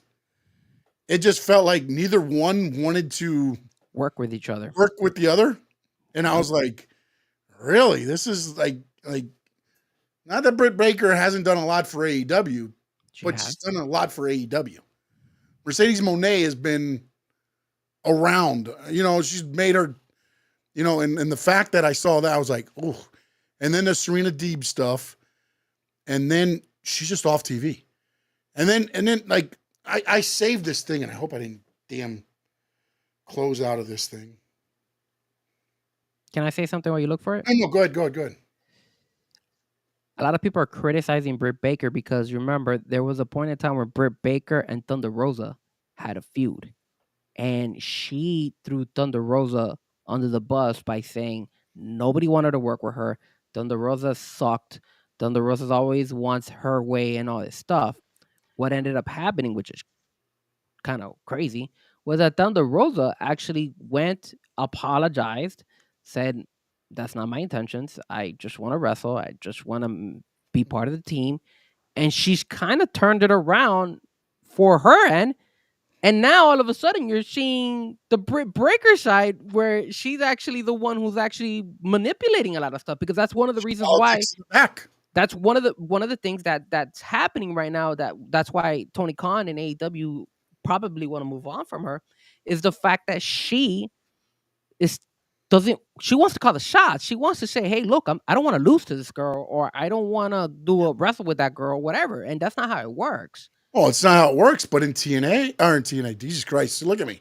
In AEW, you allow them to have creative control until you don't want them to have creative control. You cannot let the nuts run the asylum.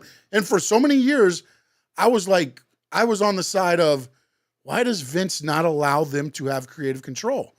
But then when you sit there and you watch how things, oh my God, the live broadcast is going to end. I guess apparently we only get 2 hours. Yeah, we're gonna have to we're gonna We're going to have to come back. AEW will start next. I don't know if it ended. Are we still live? Because it still shows live here. Are we still live? Why does this always happen when I'm back on the show? What happened here? I just got a countdown. 10 seconds, you're going off the air. Wait, hold No on. doubt says we're still live. Apparently, oh, you know what it might be? It might have been on X or Facebook. X or Facebook or one of those. Probably we are off the air. On YouTube, we are still live. Okay. All right. So let's go back. Go ahead, man. I'm sorry. I didn't mean to cut you off. Can you refresh X? Or we're done in X? I think we're done on X. Oh, that sucks. No, actually, I think it might be Twitch. Because I'm still showing a good viewership here. I still see it. No, we're still live on X. Okay, we're rolling.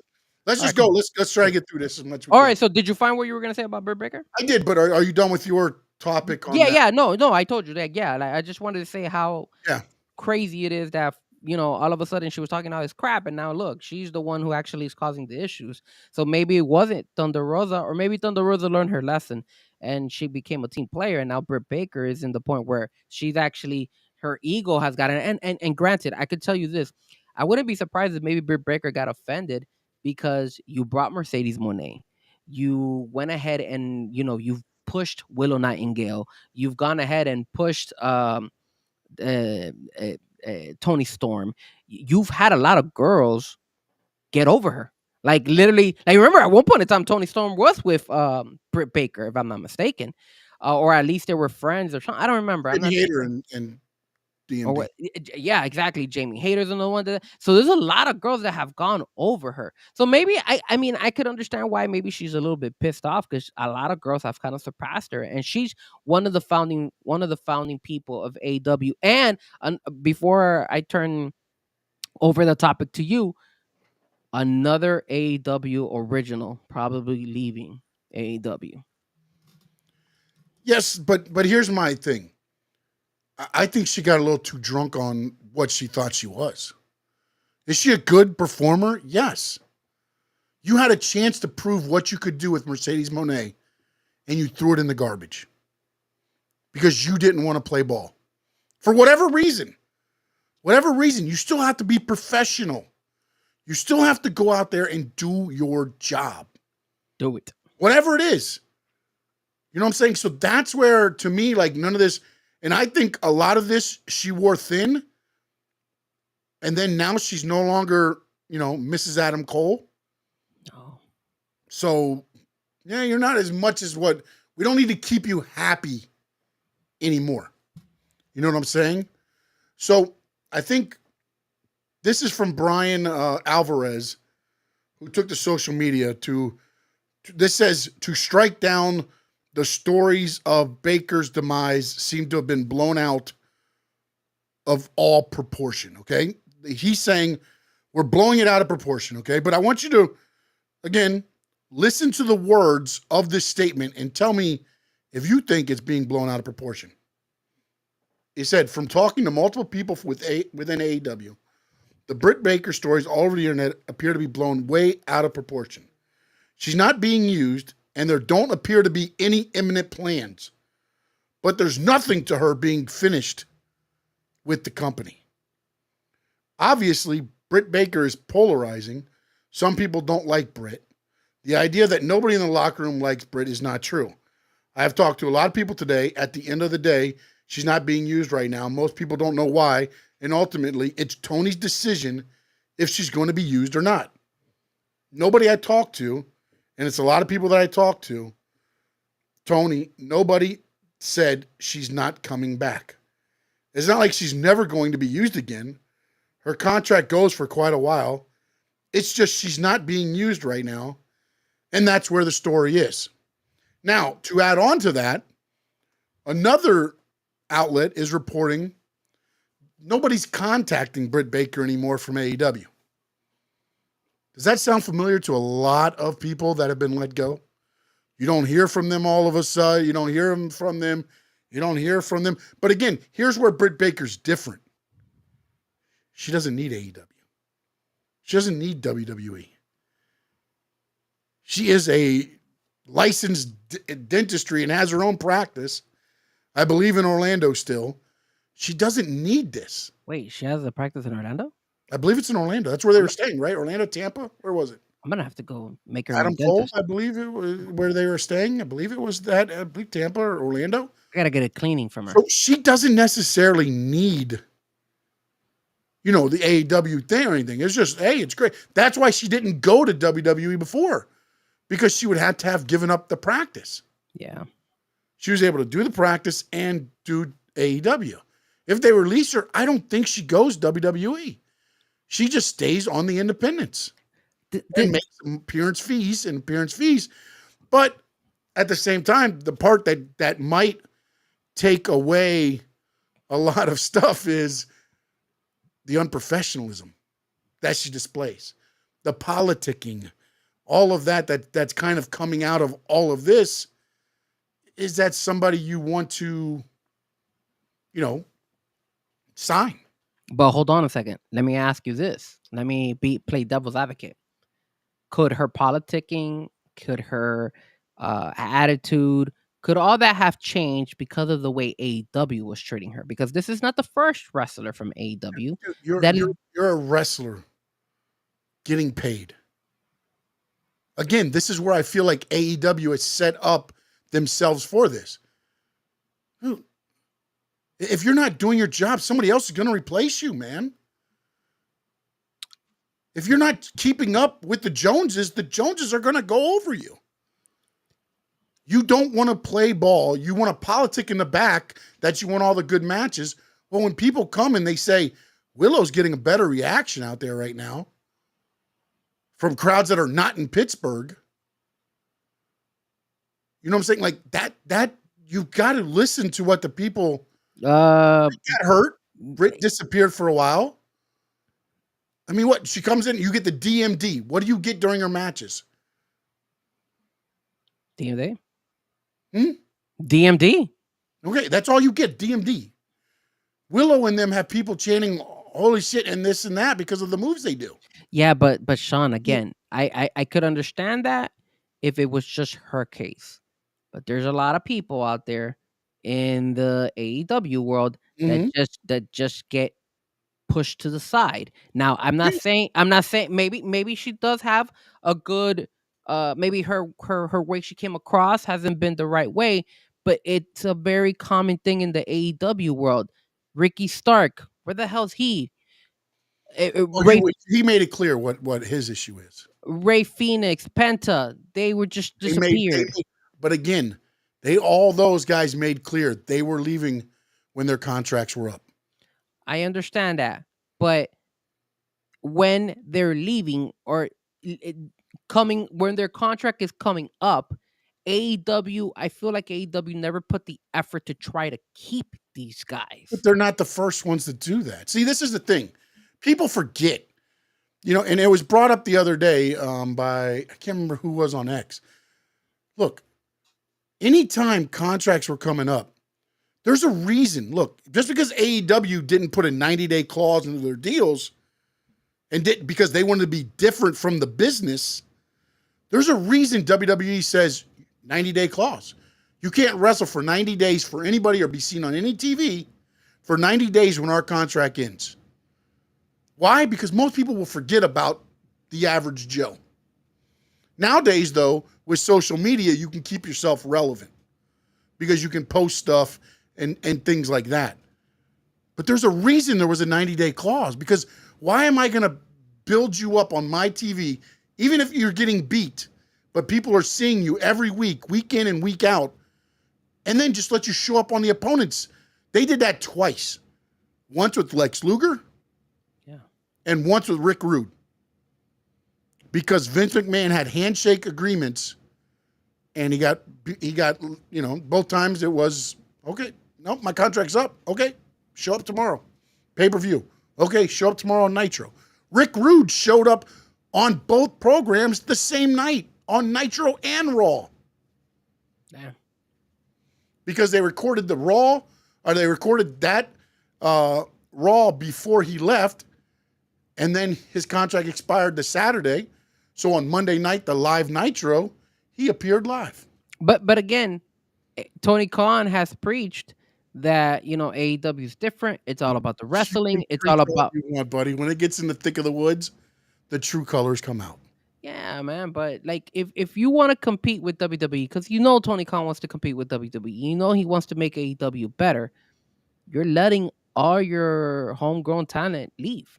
They're all leaving, and it's not. But let me ask you this: with the homegrown talent, and man, see, this is gonna sound so terrible, and coming from a guy like nobody like me, but and I used to say this with Vince and WWE.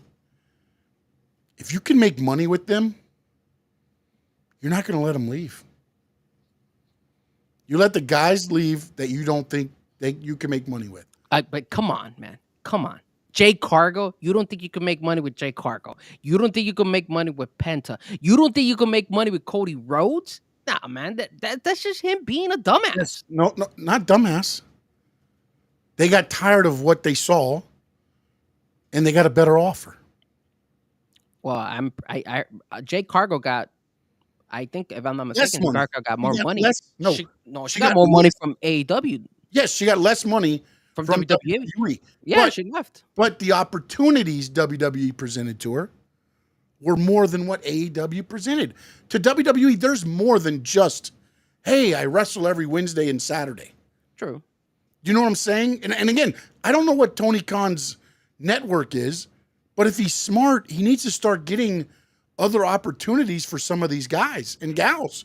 Oh, I agree. Then you become more than just a contract deal. It's like, oh, I can be on TV. Oh, I can do this. Oh, I'm doing media rounds all day on network shows. You know what I'm saying? Like, that gets your brand out there, because that's what talks to the wrestlers more than anything, is their brand now.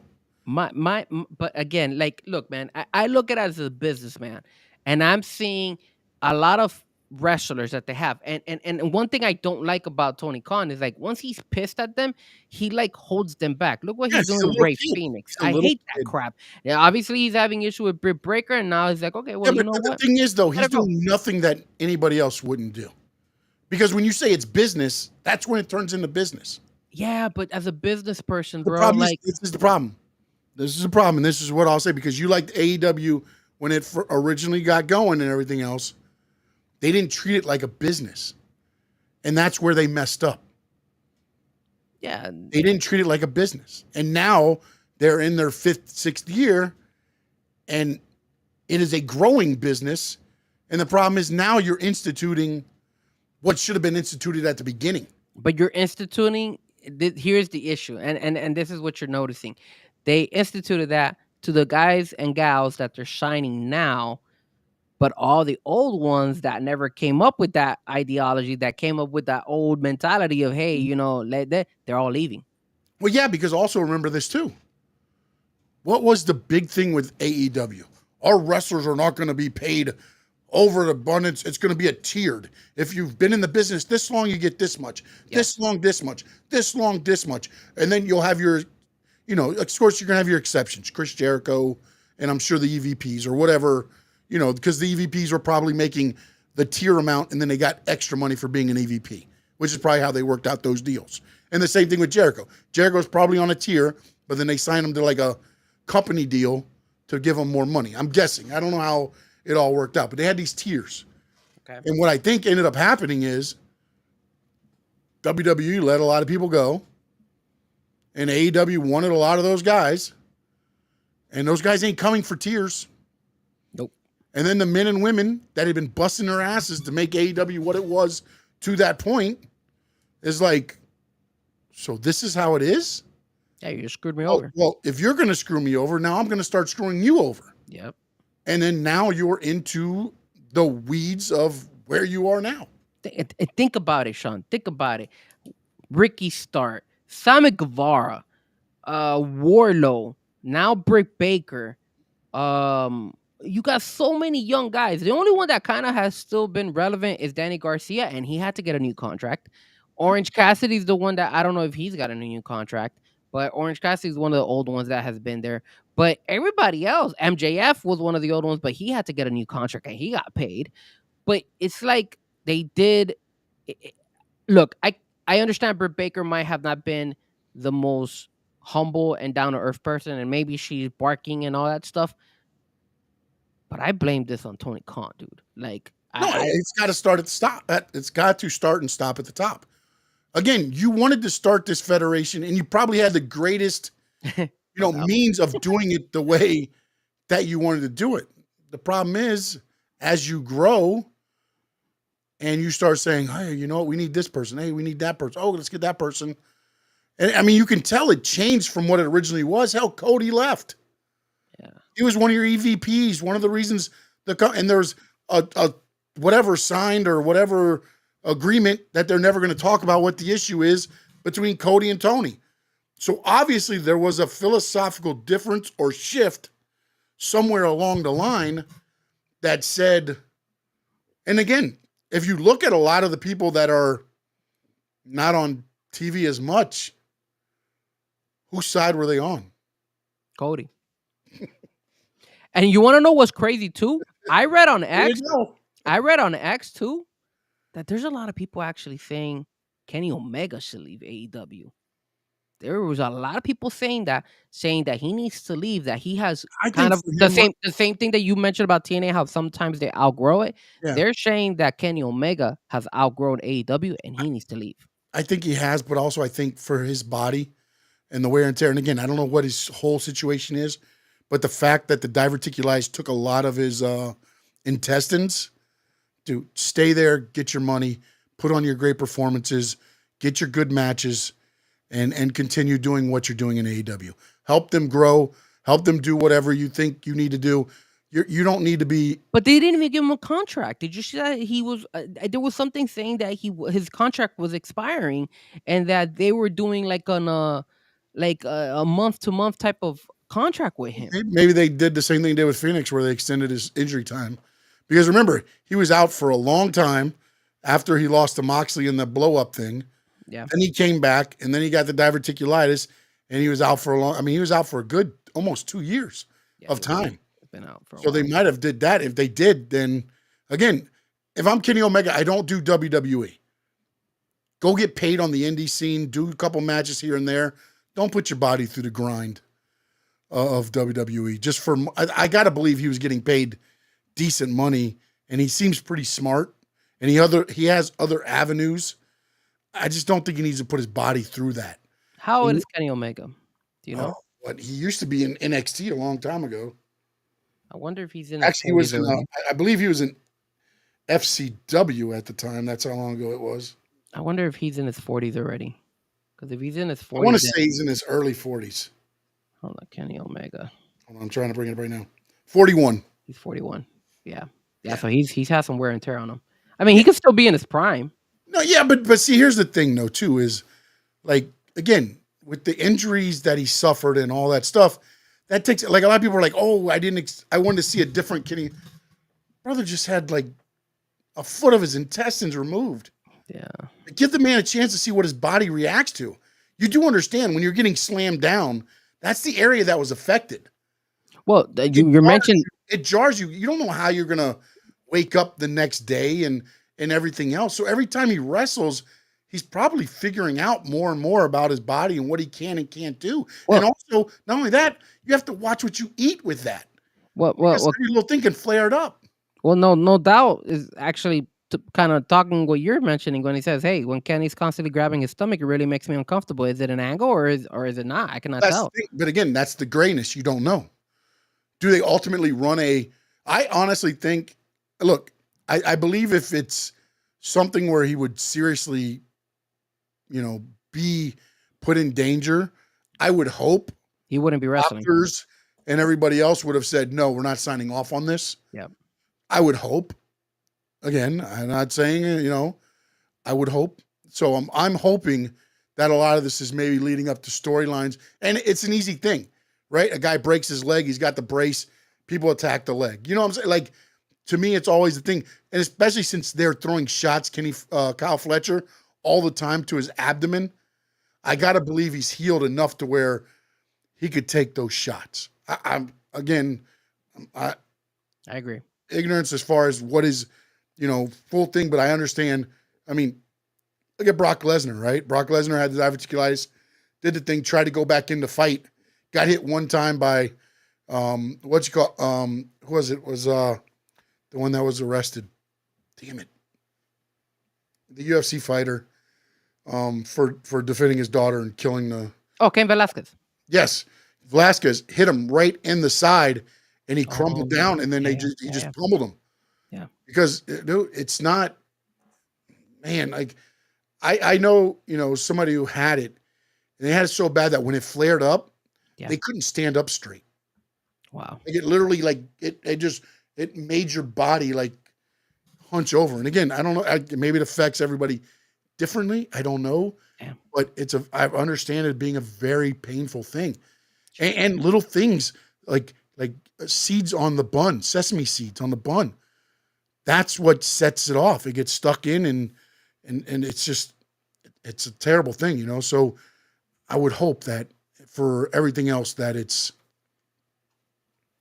part of him just selling and make, getting the empathy from the crowd. All right, next subject, title relevance. And this is the one, Frankie, where I just kind of wanted to discuss a little bit about, we're watching right now with AEW, and you've got right now the title is on Jon Moxley, and they're doing the Death Riders angle with it.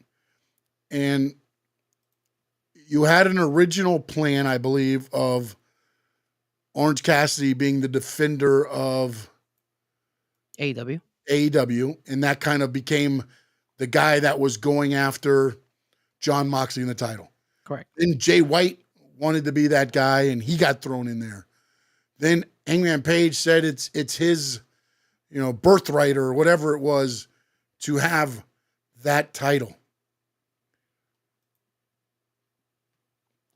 Now, Cope comes back out of nowhere, and it's his opportunity for the title. All of this while you have a ranking system. Remember, the ranking system went away, then they brought it back. They still show the wins and losses, and they do all that. But here was the part that I'm trying to get to with the title relevance. You see what they did, how they ran that angle to make Jon Moxley seem like a wanted man, right? Mm-hmm. Now, when you watch WWE and you watch what they're doing with the Royal Rumble, all to get a shot at main eventing WrestleMania for a heavyweight title shot. Mm-hmm. Which one makes you think they feel a bigger importance for the heavyweight title? And neither way, I'm not saying either one way is right, one way is wrong. What I'm asking you is, which way do you prefer? Making it a title that you fight for, or the title that's kind of, where's it going? Obviously, the one that you fight for, then the one that's where is it going? Which to me, AEW did a great job up until recently. Up until Moxley won the title, I believe they were doing a great job of that, honestly. It wasn't like people weren't in the main event just because they returned. It feels WWE-ish to me, what they're doing with Cope. I'll just say that. I don't know if Cope is going ahead and putting his 2 cents in it. Because if he is, then I could understand why they're going that route. But I also go back to what we were just talking about with Britt Baker. Yeah. Orange Cassidy in that position. I get Darby's leaving, so he's going to do his own thing. I understand that. But now you've taken a backseat to Orange Cassidy, Hangman Adam Page, Jay White, for Cope and FTR to come into the main event picture. I feel like AEW's like reaching. I feel like they are. Oh, and you still have Christian Cage out there too with that contract that still hasn't been cashed in. I feel like AEW is kind of like trying to, even though they got max and their contract and all that stuff. I feel like they just go with whatever they feel like. Hey, here's who we want. Here's where we're gonna put. Because for them to just randomly put Cope, um, to become now the contender and be in the storyline, it just feels like they're just like, hey, screw it, let's just put our two best, most talented, most recognized wrestlers that are not even from AEW, they're from WWE, and now put them against each other because people are just gonna get wild and people are gonna tune in, and I think certain fans you're gonna get yes approval from, and then from other fans you're gonna be like, been there, done that. I don't want to see it. Is it the right move? I don't think it is. I've always said to myself, man, look, man, I don't know why they keep putting Cope as the main guy against Moxley and try to chase that. I always said is Will Ospreay. Will Ospreay is the main guy right now in AEW. That's who you should have put in for the belt. That's your main guy. And then imagine you would have put in Will Ospreay. Let's say he beats Moxley. Then you could start feeding him the other guys, like a Moxley versus. I'm sorry, uh, this guy. Damn, I just mentioned his name. Will Ospreay versus Cope. Will Ospreay versus Darby Allin. Like building up on it. It just feels like they just. I don't know, man. They feel like it's all over the place with them. And again, I agree with you to the point that I feel they did a good job with Moxley, but then after that, it was just kind of like they went in different directions. They didn't know it's like they were on a I road. feel like now Moxley is bigger than the AEW title. Like Uh, everybody wants to beat Moxley so bad that they don't care. The AEW title hasn't even been seen. Think that's about another that. thing. The title hasn't been seen since Moxley won it. That's You know what another I'm thing. saying? That's At hurting least, them. again, I'm not saying WWE does it 100% correct, but to me, at least they make the belt. Me more than the wrestler. Not only that, but that's the prize. It's not just beating Roman, it's also winning the belt. It wasn't ending the streak of Roman Reigns. It was Cody finishing his story and winning the title. You know what I'm saying? KO and Cody are fighting over a title that doesn't even exist. At least one of them, the wingtip belt, doesn't even exist. Yeah. And that's in a ladder match. And to me, that right now seems to be having more relevance than the AEW title. I feel like you've put that on the title. You know, the actual title in AEW doesn't mean it to me. It's not something to be fought for. It's like, oh, okay, I'm a champion. Yay. Like, you're trying to beat Moxley because he's trying to kill everybody.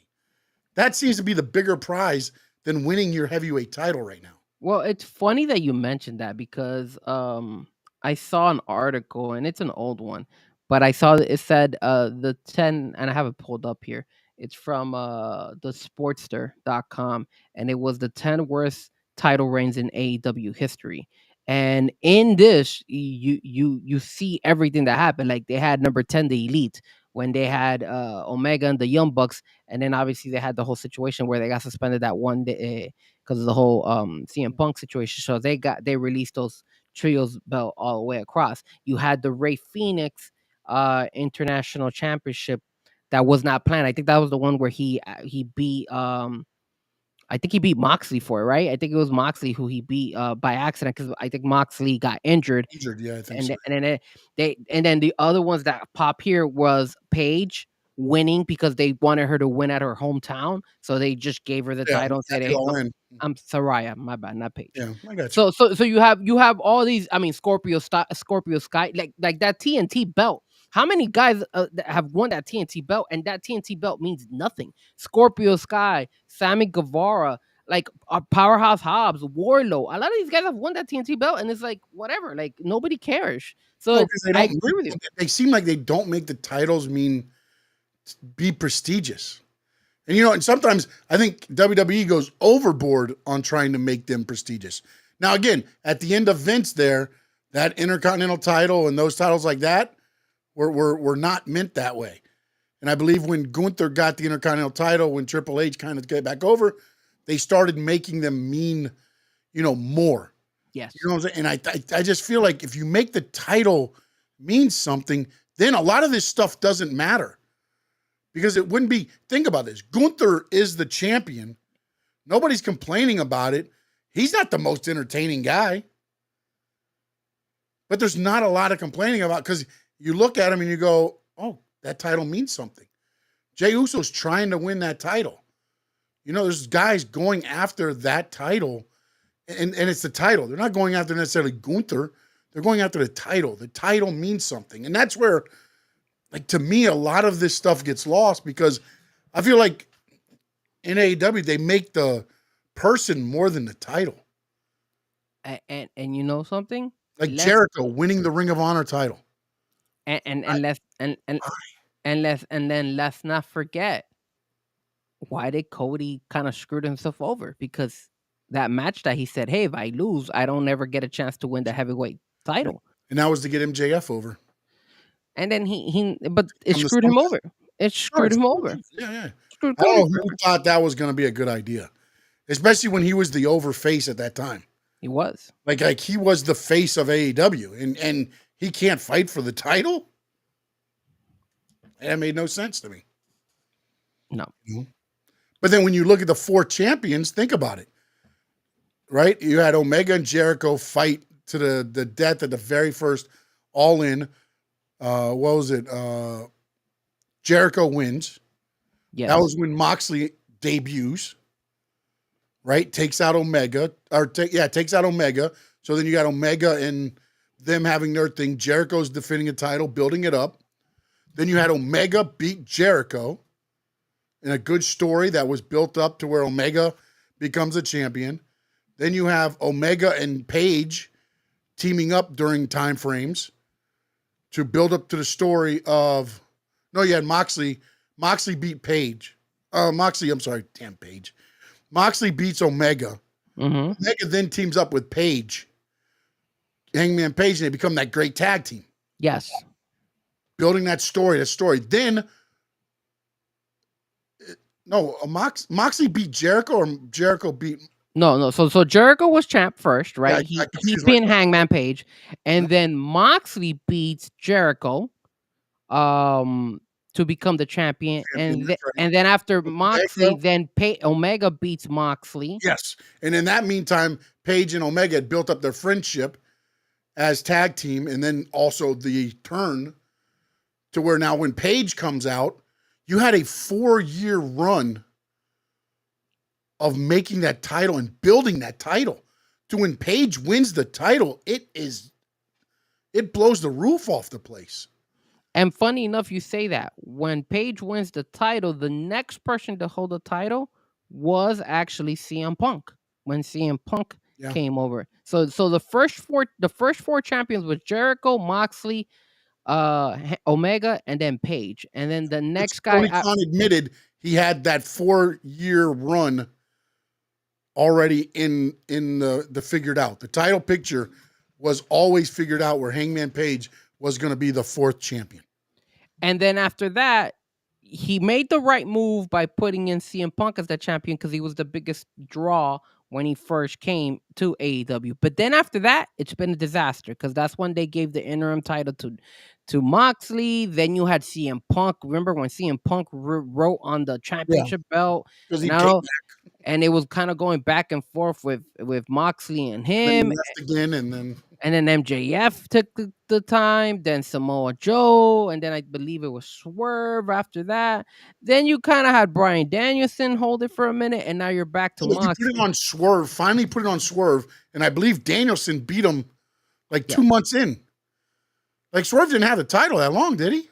I looked it up, and it says that he was the title reign for 126 days. So 4 or 5, 6 months. Okay, no, it's better than what I thought it was. I thought it was like 3 months because I remember Danielson beat him, and I was like, man, that quickly you got... Because I thought Swerve could be the champion for a while. Honestly, with the way they built him up and him winning the title, I felt like he could go for a while. And then, that's right, because Danielson beats him, and then the next week, the next pay-per-view, he gets beat by Page in the cage. Who? Swerve. Yeah. In the cage, he loses, and I was like, This guy just built up in 2 months, 2 pay-per-views. And burn a house down. Yeah. The funny thing is that I'm looking online, right? And the longest reigning champion in AEW history was MJF. He had 406 days. And then the next guy to follow after him is actually Kenny Omega. Kenny Omega hold it for 346 days. Okay. But on this list, again, look at the common denominator, because remember when we say, hey, it's always Darby Allin for the rescue and all that stuff. I feel like the AEW title, it looks like John Moxley's always for the rescue, because check this out. You got Chris Jericho, first champion, Moxley, Omega, Adam Page, CM Punk, Moxley interim champion, Moxley heavyweight champion, Punk, Moxley again champion, MJF, Samoa Joe, Swerve Strickland, Bryan Danielson, Moxley again. Yep. So he's the safety. He's Tony Khan's safety guy. For the heavyweight. If I need somebody to hold the title, give it to Moxley. I know Moxley will do what we need him to do or whatever. And I think the only reason there was a while that he did not have the belt was only because of the whole, his whole drinking situation. So he had to take some time off. And then came back. Yeah. Because I would have been surprised if he still would have been holding the title during that time. Yeah. So. No, it's just something to look out for with AEW. It's just, I feel like they try to make the superstar more important than the title. Yeah. And I believe, again, the belt can't make the superstar, but the superstar needs to elevate the title too. Like, it can't be just like a briefcase that we think has the title in it, but we don't know. And again, I wish they would keep showing a desk and them presenting the briefcase. So at least there'd be oh, okay, it's going somewhere. Because I don't even know what the hell's going on with the Death Riders anymore. They show up, they try to put bags on people's heads, they get ran off. I mean, apparently they ran out of time last week because after it goes off the air, apparently Hobbs destroys the whole security crew. I didn't even know that. That people didn't even know happened. Wow. Did they put it on social media? At least? I don't know. I have to go check. I heard it on Observer Radio. Wow. They're talking about, there was a problem because if you watch when they went off the air, it's Edge bending down to check on, or one of FTR bending down and checking on Hobbs. Yeah. And then they, I guess they help him up and he starts, and then because if you noticed, they were standing around the corner waiting. So I think then, it happened. Everything, because a lot of people thought Claudio wasn't supposed to do the move that he did or whatever, and everything was written in. They just ran out of time. Damn. So there we go. Let's talk about, and this one is just, I want to give a kudos to a career that lasted a long time. I know he caught some grief here for being the EVP from somebody, but kudos to Christopher Daniels. He finished out his in-ring career with a great match, a hardcore match with Hangman Adam Page, Texas Death Match. Didn't he lose? He did lose.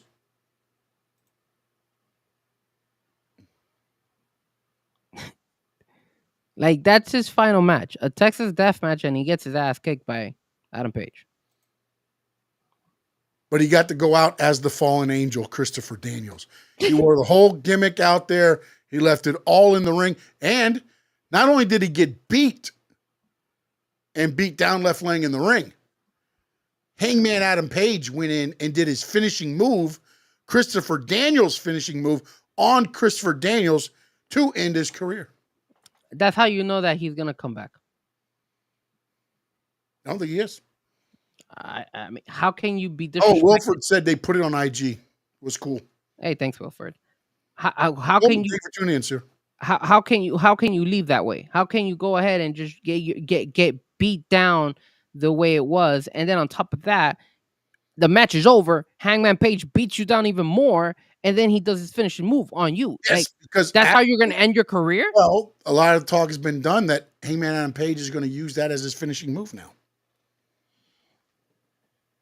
Why? What's wrong with his buckshot finishing move? Well, the buckshot lariat is a lot of timing and a lot of banging on your knees. So maybe he wants to go to a more easier move to just hit, when he can, instead of just keep tearing up his body. Maybe he's got a bad knee and he doesn't want to damage it anymore. All right, so let me ask you something. This segment was to say thank you, Christopher Daniels, and if you are coming back, I will be happy to have you back. Not Frankie Fresco, but I don't mind him being in the Texas match against Hangman Page. I was on a card with Christopher Daniels in 2003. Oh, so that's why. Okay, so shout out to Christopher Daniels. I personally don't have a problem with him. Apparently, you do. Yes, you do. I don't have a problem with him. He shows up on TV. You're like, what the hell is this bald guy doing on my TV? I don't have a problem with him. I don't have a problem with him wrestling. I have a problem with him being the GM because he sucks as the GM. First off, he's not a GM. He was the interim EVP. GM. He was the GM. He was calling matches out there. AEW has no GM. They have EVPs. People were worried about this guy. Did they put a neck brace on him? Yeah, they did everything, man. And you really think he's gonna end his career like that? No way, bro. That guy's coming back. That's BS. It was a good match though. But yeah, he's coming back. It was a good, fun match, man. It was a good way for him to go out. He's not going out that way. He's gonna come back and wrestle, whether it's in AEW or in another place. But you can't go out like that. I mean, I believe that's his last AEW in-ring match. Okay, that I could understand. If this is his last AEW in-ring match, okay, cool. But damn, I saw some of it. I'm rewatching it. And why did he bleed and not Hangman Page? Whatever. Anyways, next topic. Shout out to Christopher Daniels. Thank you. That's all I wanted. That's all I wanted at the end there. Maybe Daniels and Page are big time homies. They probably are. I know he's good with the Bucks and all that, so I'm sure he is in with them. Now, my favorite AEW segment. The miscellaneous AEW. Anything we missed? Anything you want to talk about, sir? This has been quite the extravaganza we had here today. I don't know what else we could talk about. Like when it comes to the AEW side, it's like I really didn't think we'd go 40 minutes on AEW. I didn't. I thought we'd be done earlier. I really don't know what is there to talk about when it comes to AEW. I mean, I guess I don't know. I have no idea. I don't think is there anything else that we could talk about AEW? No, the only thing I would say is the people that watched it before and thought it had fallen off, I'd say give it another chance. It has gotten better. Okay. Somebody, no doubt, scroll up and what happened here? Okay, no doubt says, I do not watch AEW until this year. Adam Cole was hurt. Now he is back. I don't get the draw. Why do people like this guy? Now, me being the funny guy here, I'll say because he's orange.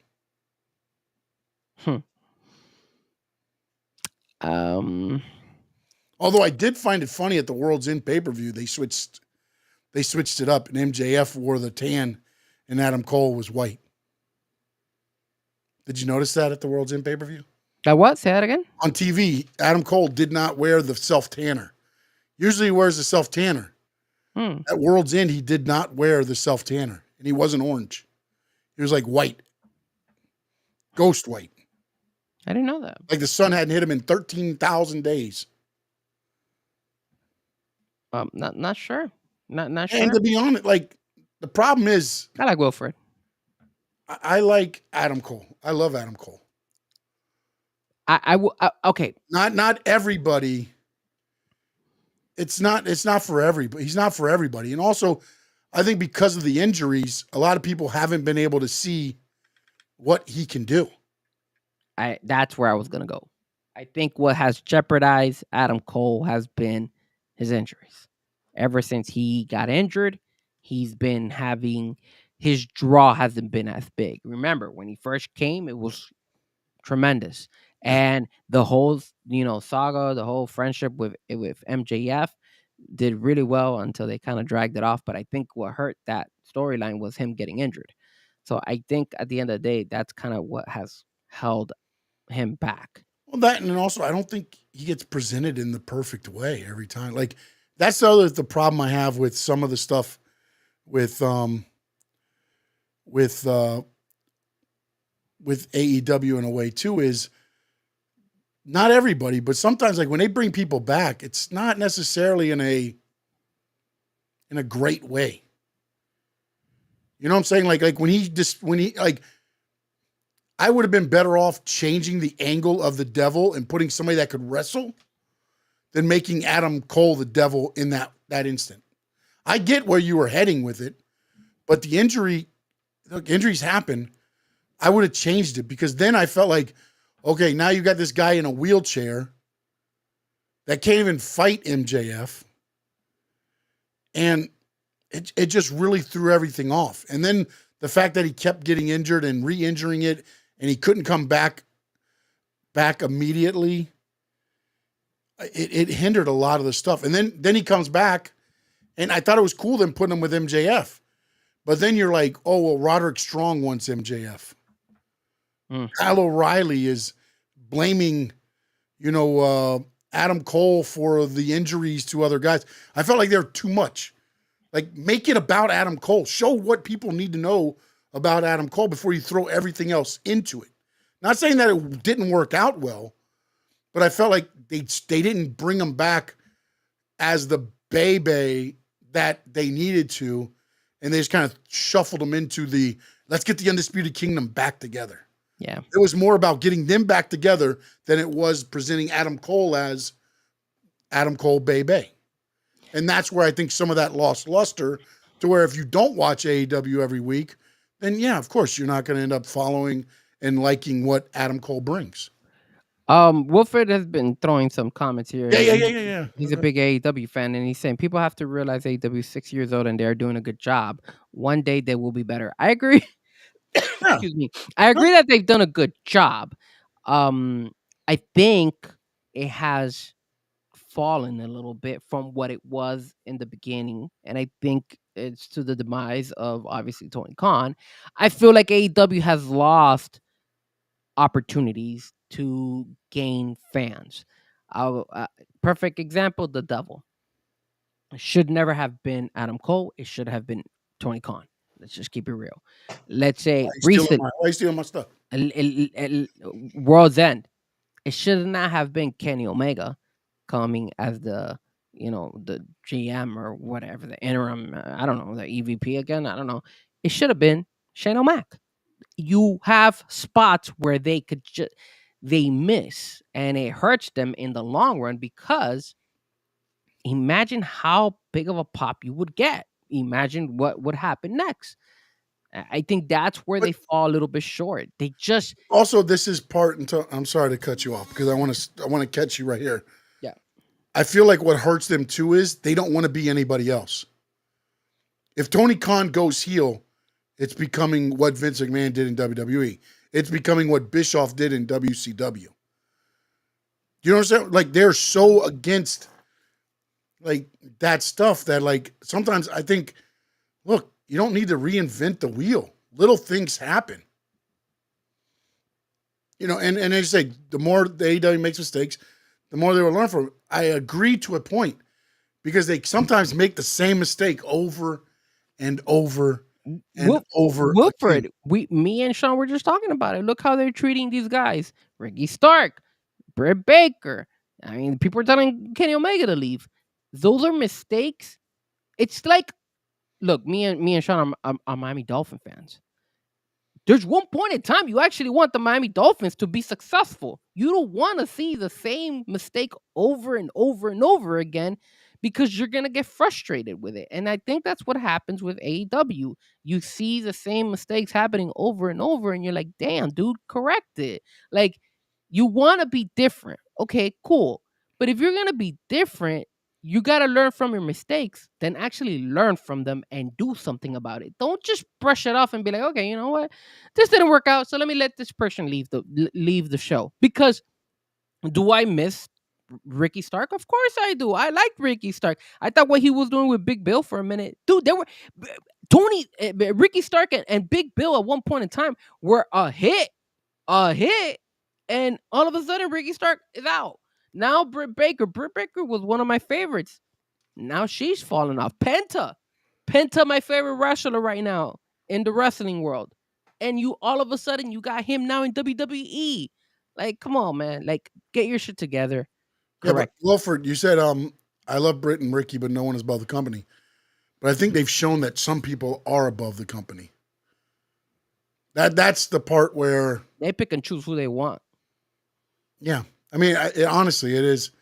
And you're right. I mean, we're not sitting here. I watch AEW every week. I order every pay-per-view. I've watched Collision. I've watched Rampage when it was on.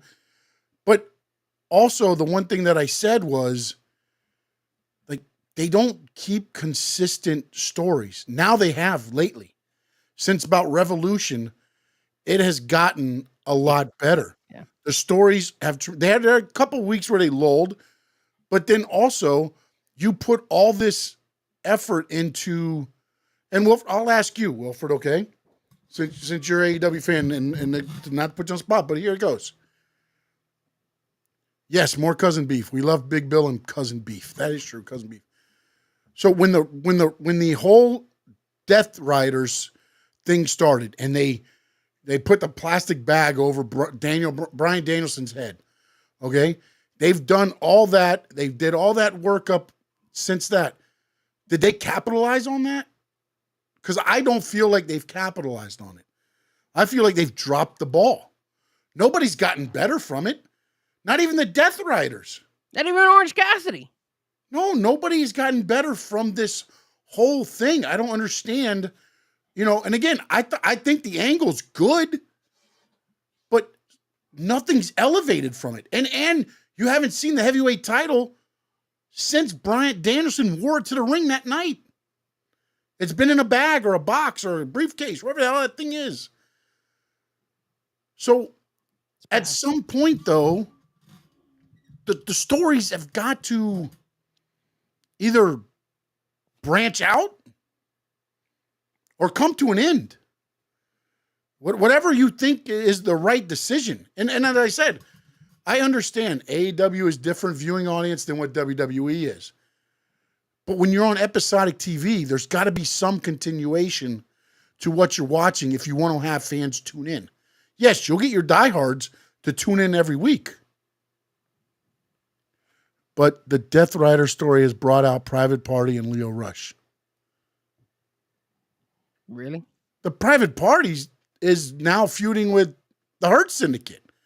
Leo Rush and them, yeah, they're attacking them, but like that, they're feeding Leo Rush and Action Andretti to boost Private Party, to feed Private Party to the Hurt Syndicate. That's pretty much where that's going. And look, I don't think AEW is the new WCW. I don't because I don't see Tony Khan making as many mistakes as what Eric Bischoff made. And when the biggest mistake Bischoff made was when he signed I forgot what the contracts are called. They're like balloon contracts. So when you sign Hall and Nash to a deal, they might be making $3 million. Then you sign Bret Hart to $5 million. Well, because you signed Bret Hart to $5 million, now you've got to boost up Scott Hall and Kevin Nash to $5 million a year. That's what killed WCW, because as a business, Turner looked at it and said, wait, we're paying these guys how much money? And they're bringing in how much money? Okay. Now we're not doing that, because you have to remember too, WCW didn't have a TV deal because they were their TV deal. So TNT wasn't making any money. They just weren't having to pay for TV time. TNA's got a TV deal. They've got the con money. They're not going anywhere. I don't have an inkling in my mind that AEW is not going to be around for a long time. I would just like it to include and improve on things when you have Swerve Strickland. And look, I'm not saying anything's bad about it, but like Swerve, is Ricochet with the Hurt Syndicate? Is he just attacking Swerve for the hell of it? He's stabbing him in the head with scissors. He is. And then you book a match. And now this guy stabbed the guy in the head with scissors. And you book a match for Dynamite. Not a cage match, not a death match, not an anything goes match. And I get it. It's their first match against each other. Or second, I think, because I think they fought each other in the Classic. But it's just, my problem goes to, like, if somebody stabbed me in the head with scissors, I want a street fight. I want anything goes. I don't want to just lock up, collar and elbow, headlock, take over, hip toss, drop down, leapfrog, arm drag. You know, I'm not doing all that stuff. No, we're going to fight. I'm not going to put a pair of scissors in my head. But instead, it goes to just, hey, they'll meet meet a Dynamite February, whatever, in Atlanta. Now, could it include and add more now? Possibly. We'll see. The match is still 2 or 3 weeks away. But I want to have more meaning to the stuff that's going on. Not just, they did a great job with the women's division. Then it fell off. Now it's starting to come back. But you can't tell me that Mariah May has had a great, other than her stuff, like the shit that she does, that hasn't been a great title reign. And to be honest, Toni Storm's wasn't a great title reign. She was just so damn entertaining as Timeless Toni Storm. The TBS title got more relevance than the women's title. But the women's title is supposed to be your title. We talked about it earlier, title relevance. That's the problem that I have a lot with what AEW does. It's great to sign all these shiny toys and all these big names. But once you got to do something with them, what are you doing with them? And that has been my biggest issue with a lot of what's been going on with AEW. And look, I come from the storytelling, time frame. I love storytelling. I love long-term storytelling. But that's not the only way to watch wrestling. You can have your great matches. You can have matches mean things. There's tons of ways. And we say it all the time here. 5 of us could watch one match and have 5 different critiques and like 5 different things. That's what makes pro wrestling so good. Yep. But the problem is now you got tribalism in wrestling to where it's only the WWE way. Oh no, it's the only AEW way. They both have shit wrong with them.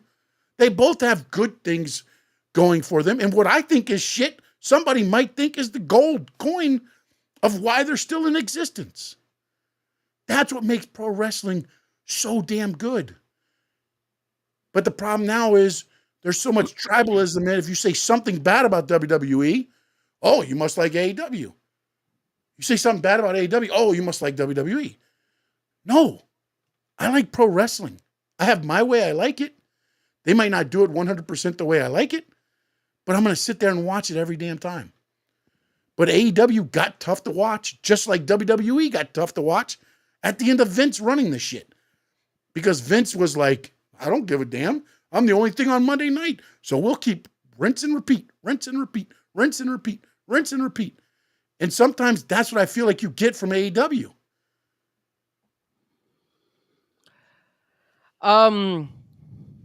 You went there on a rant there. Sorry. Yeah, no, you're good. I agree with you. I agree with you to the point where, I'm a wrestling fan. I like both shows. Not only those shows, I like watching TNA when I can. I watch, New Japan Wrestling. I watch a lot of shows outside of just the 2 main shows. But like you said, it has to make sense. And, you could lose me. And if you lose me, then you're going to start, it's going to be affecting you. Do I think AEW is the new WCW? No, because I think Tony Khan has a lot of money. Unlike WCW, I also feel that he's not doing those type of contracts, even though I do feel that he's paying out a lot of money. Oh, no, he's paying a lot of money. But the thing is, the difference is that TV deal. That TV deal is big time difference between what WCW and AEW, because WCW didn't get a TV deal. They got the TV slot that they weren't paying for, but they weren't getting paid for it either.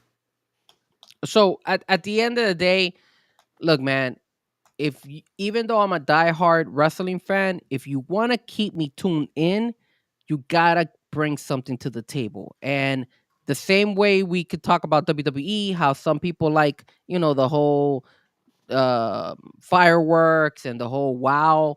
and all that stuff, and their in wrestling is not as greatest, but it's still pretty good. And then you have the AEW way, where it's like you have the really good in ring wrestling, but their whole effects and all that stuff is not as great. There has to be something that intrigues me. WWE wins my viewership because they carry storylines and they could relate it, and it makes it interesting. I want to see what happens next. AEW. Hold on, real quick. Let me know if we're still live, if you can see us. I just got the countdown again. We're now over 3 hours on the telecon. Tell that cast. I gotta go. And then the AEW side, I like the in-ring wrestling, but here's my concern. The storytelling, you could always still Yes. wiggle and change it around and stuff like that. The in ring can actually end. Why? Because I don't want to see Will Ospreay versus MJF 7 or 8 times. I'm gonna get tired of it. I don't want to see Swerve Strickland and Hangman Page 7 or 8 times. It's gonna get tiring, and that's my concern with AEW. That's why me and Sean always preach and say, "Yo, get your shit together with the storylines," which they have, like what he has said. I still feel like they dropped the ball, but at least they're putting the efforts. That's what I do like that AEW. At least Tony Khan has been putting the effort, and they've been proving. But that's my only concern. I don't see AEW ever going out of business.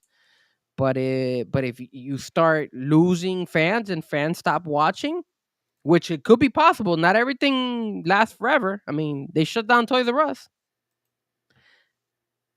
You got to make sure you keep the fans relevant, and you got to make sure the fans are still interested in your product. As of right now, it still is. Hopefully they could keep going. But has it gone down? It has. I just hope, they could do something to wow me again and bring me in. Yeah, I like the fact what they're doing with Kyle Fletcher. I like that they're building up Kyle Fletcher. I love the fact they're using Will Ospreay to build him up. I love a lot of what they're doing. Wilfred, real quick, because we're going to get out of here. New Japan, I do follow, but I don't follow it enough to where I can sit here and break down everything. I watched, I don't know if you're trying to say Effie or DeFi wrestling. I watched Effie wrestle on GCW. I started at the start of the show. First time I really got into a full show because I thought it was all a lot of death match. I watched bits and pieces of GCW, but Effie did win the GCW title, so that was good. Yeah, we're going longer than Raw. I know. We probably should have ended this at about 2:15, just like Raw. That's probably what we should have done, but we didn't. So we keep going, and now final thoughts for you, Frankie Fresco. Just again, guys, thank you so much for tuning in. Don't forget to hit the like. Don't forget to hit the subscribe. Don't forget to follow me at Frankie Fresco on all social media platforms or Fresco Music. And every Tuesday, 7:00. Usually it's a 2-hour show. We went a little bit longer. I blame Sean for it, but it's all my fault. All my fault. I'm the owner. The buck stops here. But he is my treasured co-host right there. There would be no Square Circle Digest without that guy. There would absolutely be no Squared Circle Digest without this guy up here. No. You're too kind, man. You're too kind. And you can check me out, Stanley Media _11 on X, Stanley Media House Network on YouTube, Stanley Media House on Facebook. Please join the page, join the community. Twitch, I'm at Sean _Stanley 11. And X, I said that already. Frankie Fresco, anything else? No, man. Tune in next Tuesday, Saturday night. Hopefully we could get on, or at least hopefully I could jump on board with you guys. If I can't, then at least I'll listen to you guys if I'm not too busy. But don't forget also for everybody tuning in. Tomorrow night, the Dynamite recap right here on the Stanley Media House Network. SmackDown also after that 3-hour debacle, damn it. And then Saturday night main events, we're back here. Tuesday, 7 p.m., me and Frankie Fresco back on the airwaves, 7 p.m. Till then, in the words of the great Gordon. Actually, you know what? Real quick. No doubt, Josh, Wilfred, my dad, everybody that was in with us tonight, Sammy, brother, BXL, Memo, appreciate everybody that was in with us. In the words of the great Gordon Soley, so long from the sun, shine, state.